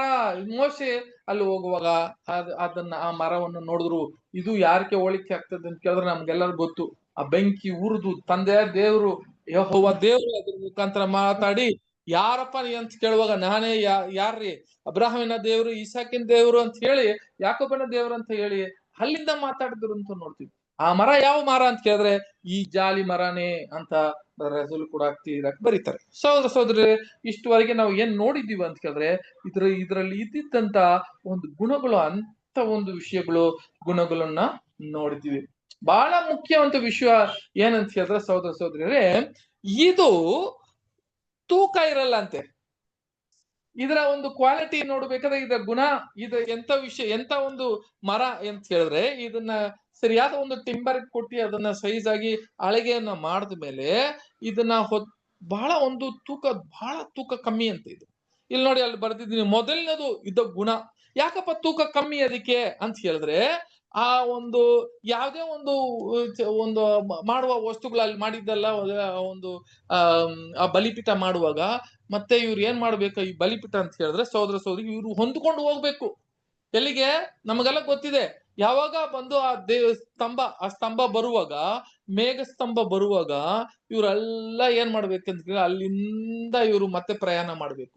ಅಲ್ಲಿಗಂಟ ಯಾವಾಗ ಆ ದೀಪಸ್ತಂಭ ಹೋಗಿ ಆ ಮೇಘ ಸ್ತಂಭ ಇಳಿತದೋ ಮತ್ತೆ ಅಲ್ಲಿಗೆ ಅವರು ಗೂಡಾರ ಹಾಕ್ಬೇಕು. ಮತ್ತೆ ಏನ್ ಮಾಡ್ಬೇಕು, ಅಲ್ಲಿ ಅವ್ರು ಗೂಡಾರ ಹಾಕಿ ಈ ದೇವದರ್ಶನ ಗೂಡಾರನೇ ಅಲ್ಲಿ ಮತ್ತೆ ಎಲ್ಲೆಲ್ಲ ಮಾಡಿರೋದು ಅದನ್ನ ಕಟ್ಟಬೇಕು. ಆವಾಗ ಈ ವಸ್ತುಗಳೆಲ್ಲ ಹೊಂದ್ಕೊಂಡು ಹೋಗ್ಬೇಕಲ್ಲ, ಇದನ್ನ ಹೊತ್ತುಕೊಂಡು ಹೋಗ್ಬೇಕು. ಬಹಳ ಒಂದು ಅದು ಹೆವಿ ಆಗ್ಬಿಟ್ಟಿದ್ರೆ, ತೂಕ ಜಾಸ್ತಿ ಇದ್ಬಿಟ್ಟಿದ್ರೆ ಅದನ್ನ ಎಷ್ಟೊಂದು ಎತ್ಕೊಳಕ್ ಆಗತ್ತೆ. ಹಾಗಿದ್ರೆ ಇದರ ಒಂದು ಬಹಳ ಕ್ವಾಲಿಟಿ ಏನಂತ ಕೇಳಿದ್ರೆ ಸಹೋದರ ಸಹೋದರಿಯರೇ, ಇದ್ರ ತೂಕ ಬಹಳ ಕಮ್ಮಿ ಅಂತೆ. ಬಹಳ ಒಂದು ಏನ್ರಿ, ಒಂದು ನೋಡಕ್ಕೆ ದಪ್ಪಾಗಿರ್ತದೆ, ಆದ್ರೆ ಅದು ಎತ್ತಿದ್ರೆ ಬಹಳ ತೂಕ ಕಮ್ಮಿಯಾಗಿ ಇರುವ ಒಂದು ಮರ. ಸೊ ನಾವು ಇನ್ನ ತನಕ ಏನೆಲ್ಲ ನೋಡಿದ್ವಿ ನೋಡ್ರಿ, ಆ ಗುಣಗಳು, ಎಂತ ಒಂದು ಗುಣಗಳು ಸಹೋದರ ಸಹೋದರಿಯರೇ. ಈ ಮರದಲ್ಲಿ ಇದ್ದಂತ ಗುಣಗಳು ಅಂತ ಹೇಳುವಾಗ the wood was covered in the different metal. ದೇವದರ್ಶನ ಗುಡಾರದಲ್ಲಿ ಈ ಜಾಲಿ ಮರವನ್ನು ಉಪಯೋಗ ಮಾಡಿ ಎಲ್ಲಾ ಜಾಗದಲ್ಲೂ ಕೂಡ ಈ ಮರವನ್ನು ಇತ್ತು. ಈ ಮರವೇ ಇದಕ್ಕೆ ಬೇಸ್ ಅಂದ್ರೆ ಇದಕ್ಕೆ ಒಂದು ಫೌಂಡೇಶನ್ ಅಂತ ಕೇಳಿದ್ರೆ ಏನ್ ಹೇಳ್ತಾರೆ ಅಂತ ಕೇಳಿದ್ರೆ ಇದು ಏನ್ರಿ ಅಸ್ಥಿವಾರ ಅಂತ ಹೇಳ್ಬೋದು. ಈ ಬೇಸ್ ಮಟ್ಟ ಬುನಾದಿ ಅಂತ ಹೇಳ್ಬೋದು.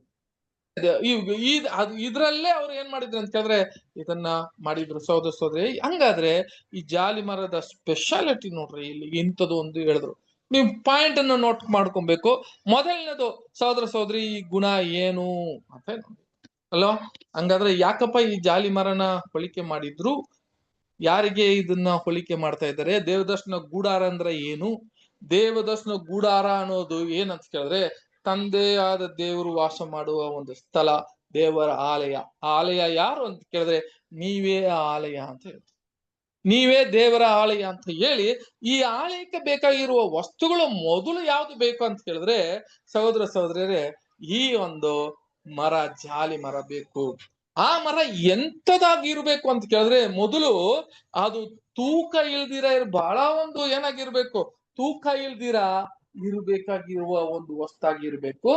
ಅದನ್ನ ಬಹಳ ಸುಲಭವಾಗಿ ಒಂದು ಕಡೆಯಿಂದ ಇನ್ನೊಂದು ಕಡೆ ಅದನ್ನ ಪ್ರಯಾಣ ಮಾಡೋದಿಕ್ಕೆ, ಅದು ಪೋರ್ಟಿಂಗ್ ಮಾಡೋದಿಕ್ಕೆ ಬಹಳ ಸುಲಭವಾಗಿ ಇರಬೇಕು. ಇದ್ ನೋಡ್ರಿ, ಮೊದಲನೇ ಕ್ವಾಲಿಟಿ ಏನಂತ ಕೇಳಿದ್ರೆ ಅದು ತೂಕ ಇಲ್ದಿರ ಇರಬೇಕು. ಅದು ತೂಕ ಇರಬಾರ್ದು, ಬಹಳ ಒಂದು ಯಶವಾಗಿ ಇರಬೇಕು ಅದು.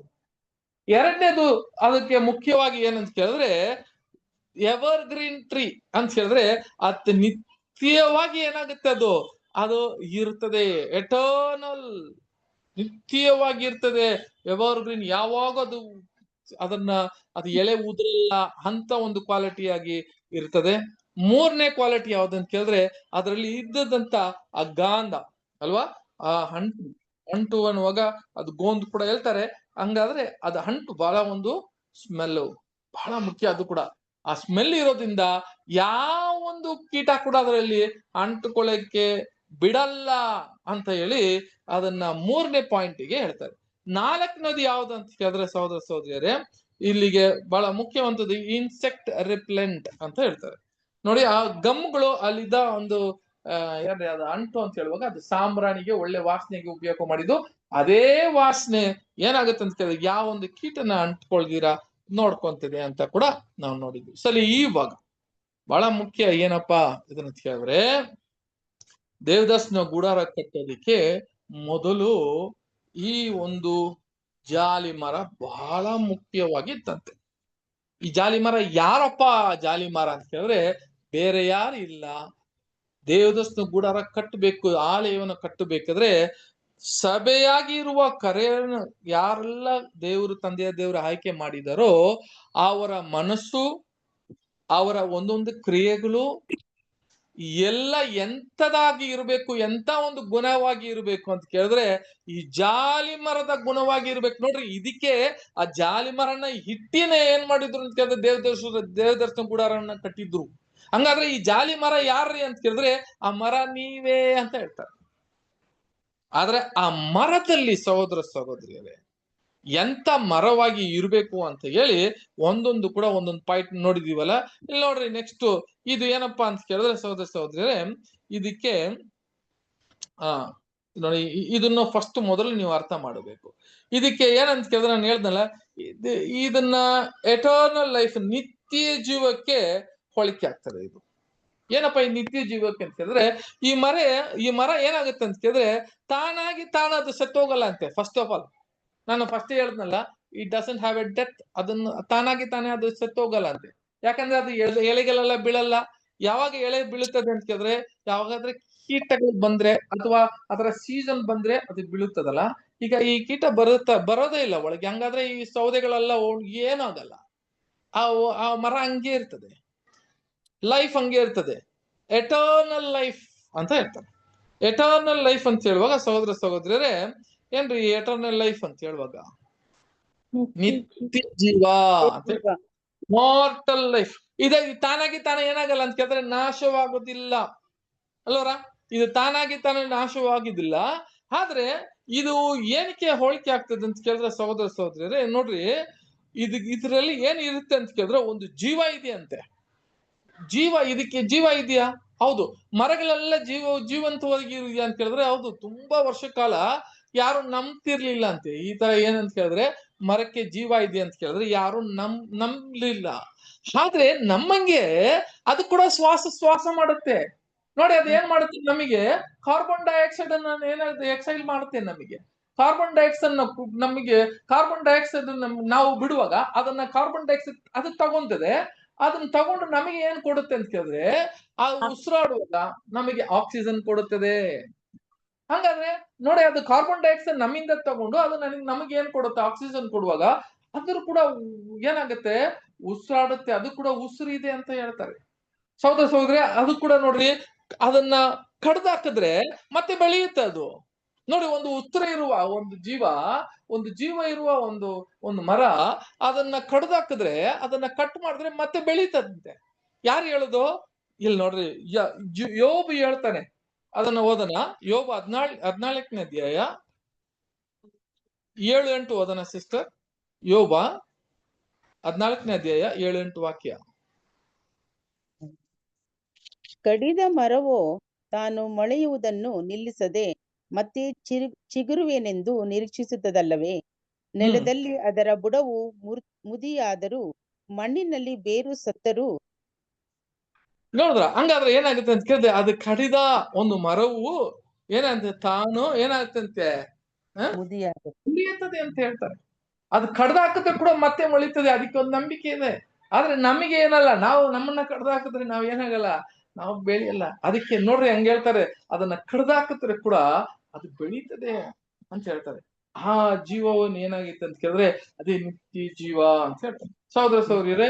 ಹಂಗಾದ್ರೆ ಇದು ಏನಕ್ಕೆ ಹೋಲಿಕೆ ಆಗ್ತದೆ ಅಂತ ಕೇಳಿದ್ರೆ, ಮತ್ತೆ ಈ ಒಂದು ಮರ, ನಾವು ಫಸ್ಟ್ ತಾಮ್ರ ನೋಡಿದಿವ. ತಾಮ್ರ ಅಂತ ಹೇಳುವಾಗ ಅದು ಪರಿಪೂರ್ಣ ಮನುಷ್ಯನಿಗೆ ಅದು ಹೋಲಿಕೆ ಆಯ್ತು. ಪರಿಪೂರ್ಣ ಮನುಷ್ಯ ಅಂತ ಕೇಳಿದ್ರೆ ಒಂದು ಆದಾಮ್ನಿಗೆ ಹೋಲಿಕೆ ಇತ್ತು. ಅದೇ ತರ ಈ ಮರ ಕೂಡ ಯಾರಿಗೆಪ್ಪ ಹೋಲಿಕೆ ಆಗ್ತದೆ ಅಂತ ಕೇಳಿದ್ರೆ, it is called eternal life ಅಂತ ಕೇಳಿದ್ರೆ ನಿತ್ಯ ಜೀವ ಅಂತ ಹೇಳ್ತಾರೆ.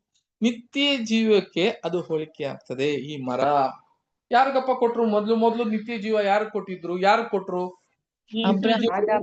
ಆದಾಮನಿಗೆ ಕೊಟ್ಟಿದ್ರು. ನಿತ್ಯ ಜೀವ ಅಂದ್ರೆ ಏನು? ಯಾವಾಗ ನಿತ್ಯವಾಗಿರುವ ಜೀವ ಅಲ್ವಾ? ಆದ್ರೆ ಅದು ಅಮೃತ್ವ ಕೊಟ್ಟಿದ್ರ? ಅಲ್ಲ. ಅಲ್ಲ. ನಿತ್ಯ ಜೀವ ಅಂದ್ರೆ ಏನು ಅರ್ಥ?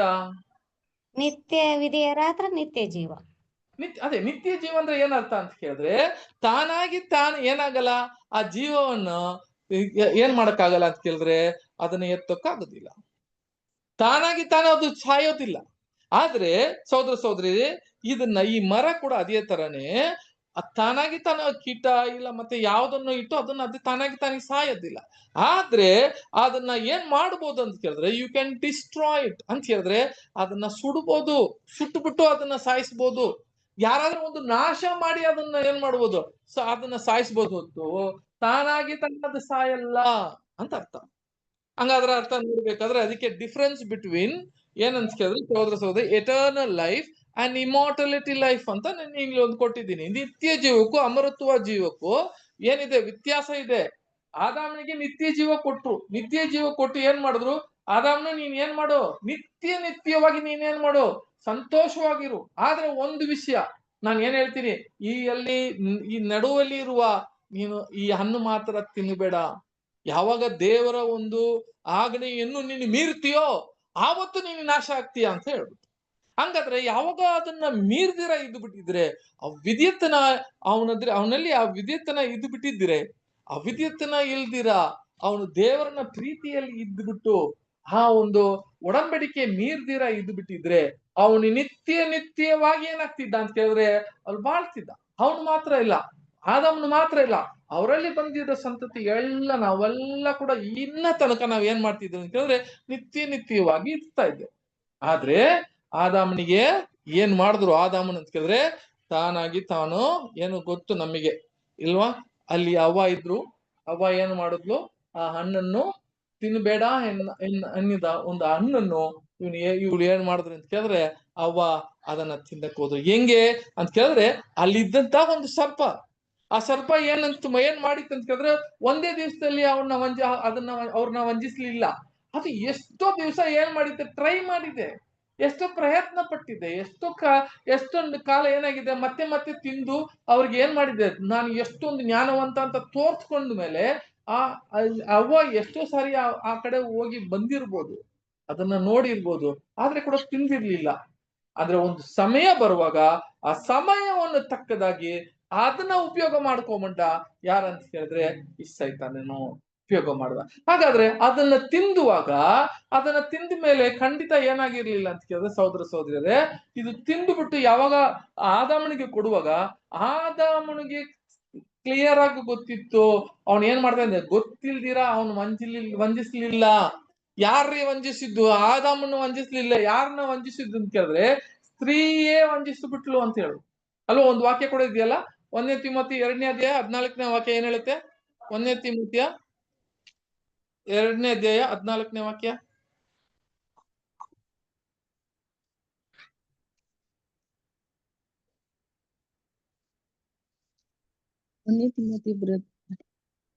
First Timothy 2:14. ಮೊದಲು ನಿರ್ಮಿತನಾದವನು ಆದಾಮನಲ್ಲವೇ, ಆಮೇಲೆ ಹವ್ವಳು. ಇದಲ್ಲದೆ ಆದಾಮನ ವಂಚನೆಗೆ ಒಳಬೀಳಲಿಲ್ಲ, ಸ್ತ್ರೀಯು ವಂಚನೆಗೆ ಒಳಬಿದ್ದು ಅಪರಾಧಿಯಾದಳು. ಹಾಗಾದ್ರೆ ಆದಾಮನು ವಂಚನೆಗೆ ಒಳಗೆ ಬಿದ್ದಿಲ್ಲ. ಹಂಗಂತ ಕೇಳಿದ್ರೆ ಅವನು ತಾನಾಗಿ ತಾನೇ ನಾಶ ಮಾಡ್ದ ಅಂತ ಹೇಳ್ತಾರೆ. ಅವನು ತಾನಾಗಿ ತಾನೇ ಅವನು ಏನಾಗ್ಲಿಲ್ಲ, ಸಾವು ಬಂದಿಲ್ಲ ಅವನಿಗೆ. ಅವನು ಫೋರ್ಸಬಲ್ ಆಗಿ ಕಡ್ಡಾಯವಾಗಿ ಅವನು ಏನ್ ಮಾಡ್ದ, ಅವನು ಗೊತ್ತಿದ್ದು ಕೂಡ ಅವನು ಏನಾದ ಅಂತ ಕೇಳಿದ್ರೆ ಆ ಸಾವನ್ನು ಪಾಪವನ್ನು ಅದನ್ನ ನುಂಗಿದ ಅಂತ ನಾವು ನೋಡಿದ್ವಿ.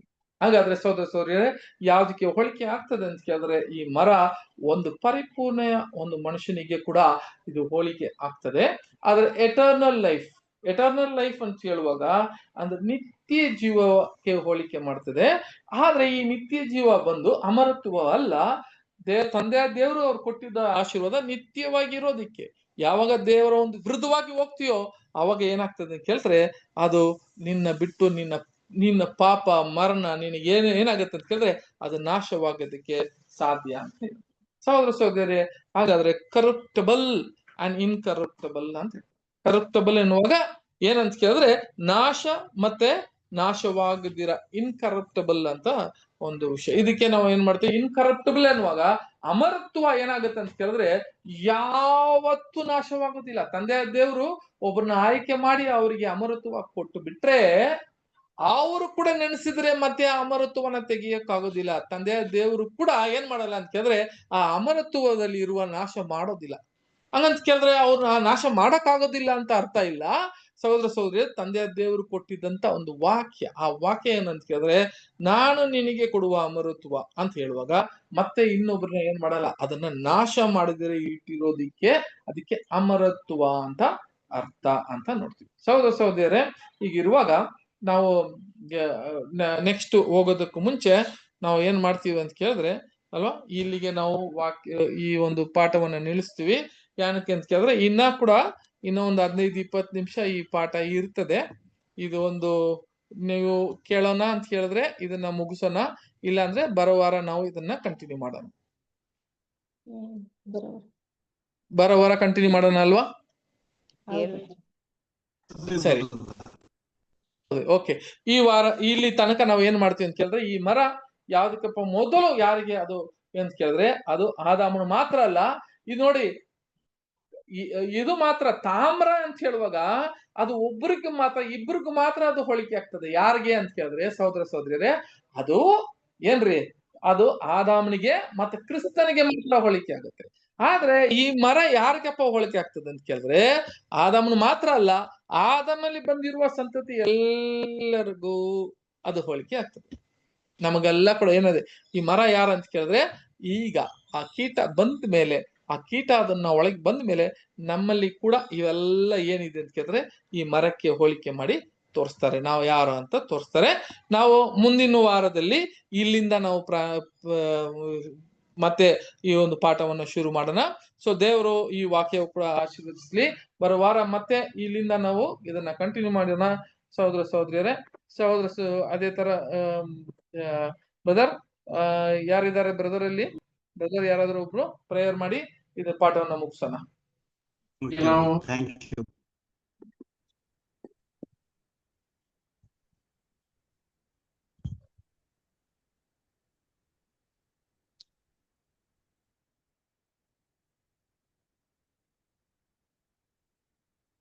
ಬ್ರದರ್ ರವಿ ಬ್ರದರ್, ಯಾರು ಮಾಡೋದು ಪ್ರೇಯರು? ನನಗೆ ಯಾರು ಕಾಣ್ತಿಲ್ಲ ಇಲ್ಲಿಗೆ.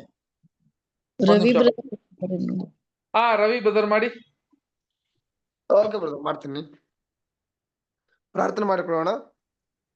ಪರಿಶುದ್ಧರು ಪರಿಶುದ್ಧರು ಪರಿಶುದ್ಧರು ಮಹೋನ್ನತರು ಸರ್ವಶಕ್ತರಾಗಿರುವ ನಮ್ಮೆಲ್ಲರ ಪ್ರೀತಿಯುಳ್ಳ ಪರಲೋಕದ ತಂದೆ ಯೆಹೋವ ದೇವರೇ, ಮತ್ತೊಂದು ವಾರ್ತೆ ನಿಮ್ಮ ಪರಿಶುದ್ಧವಾದ ನಾಮಕ್ಕೆ ನಾವು ಕೃತಜ್ಞತೆ ಸ್ತೋತ್ರ ಸಲ್ಲಿಸುವರಾಗಿದ್ದೇವೆ.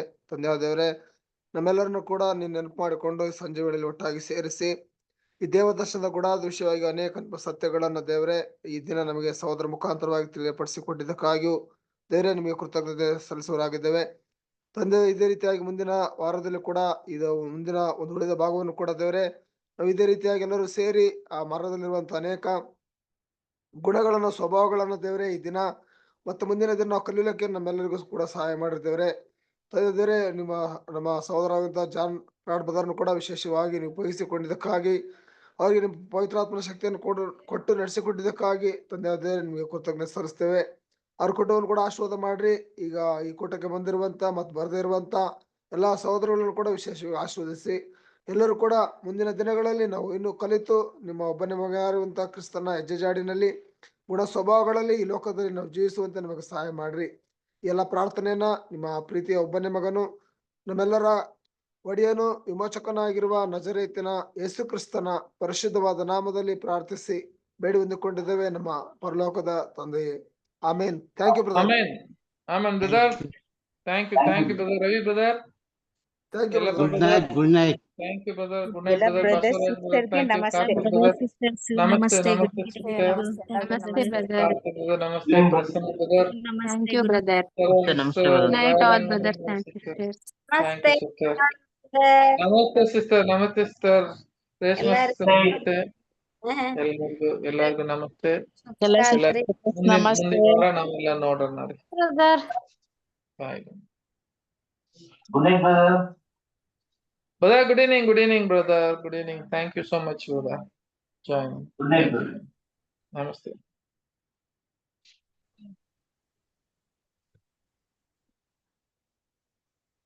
ಜಾನ್ ಬ್ರದರ್, ಇನ್ನೊಂದು 20 ನಿಮಿಷ ಐತೆ ಬ್ರದರ್. ಇದು ಜಾಲಿ ಇದು ಮರದ ಪಾಠ ಇದು. ಅವರು ಎಕ್ಸಿಟ್ ಆದ್ರು. ಹೋದ್ರಾ? ಇದ್ರೆ ನೀರಜ್ ಬ್ರದರ್ ರೆಕಾರ್ಡ್ ಆಫ್ ಮಾಡಿ ಬ್ರದರ್. 4-5 ಜನ ಉಳಿದ್ರಿ. ನಮಸ್ತೆ Manjula sister, Sagar brother, Neeraj brother, Dhanya sister, ಎಲ್ಲರಿಗೂ ಶುಭರಾತ್ರಿ.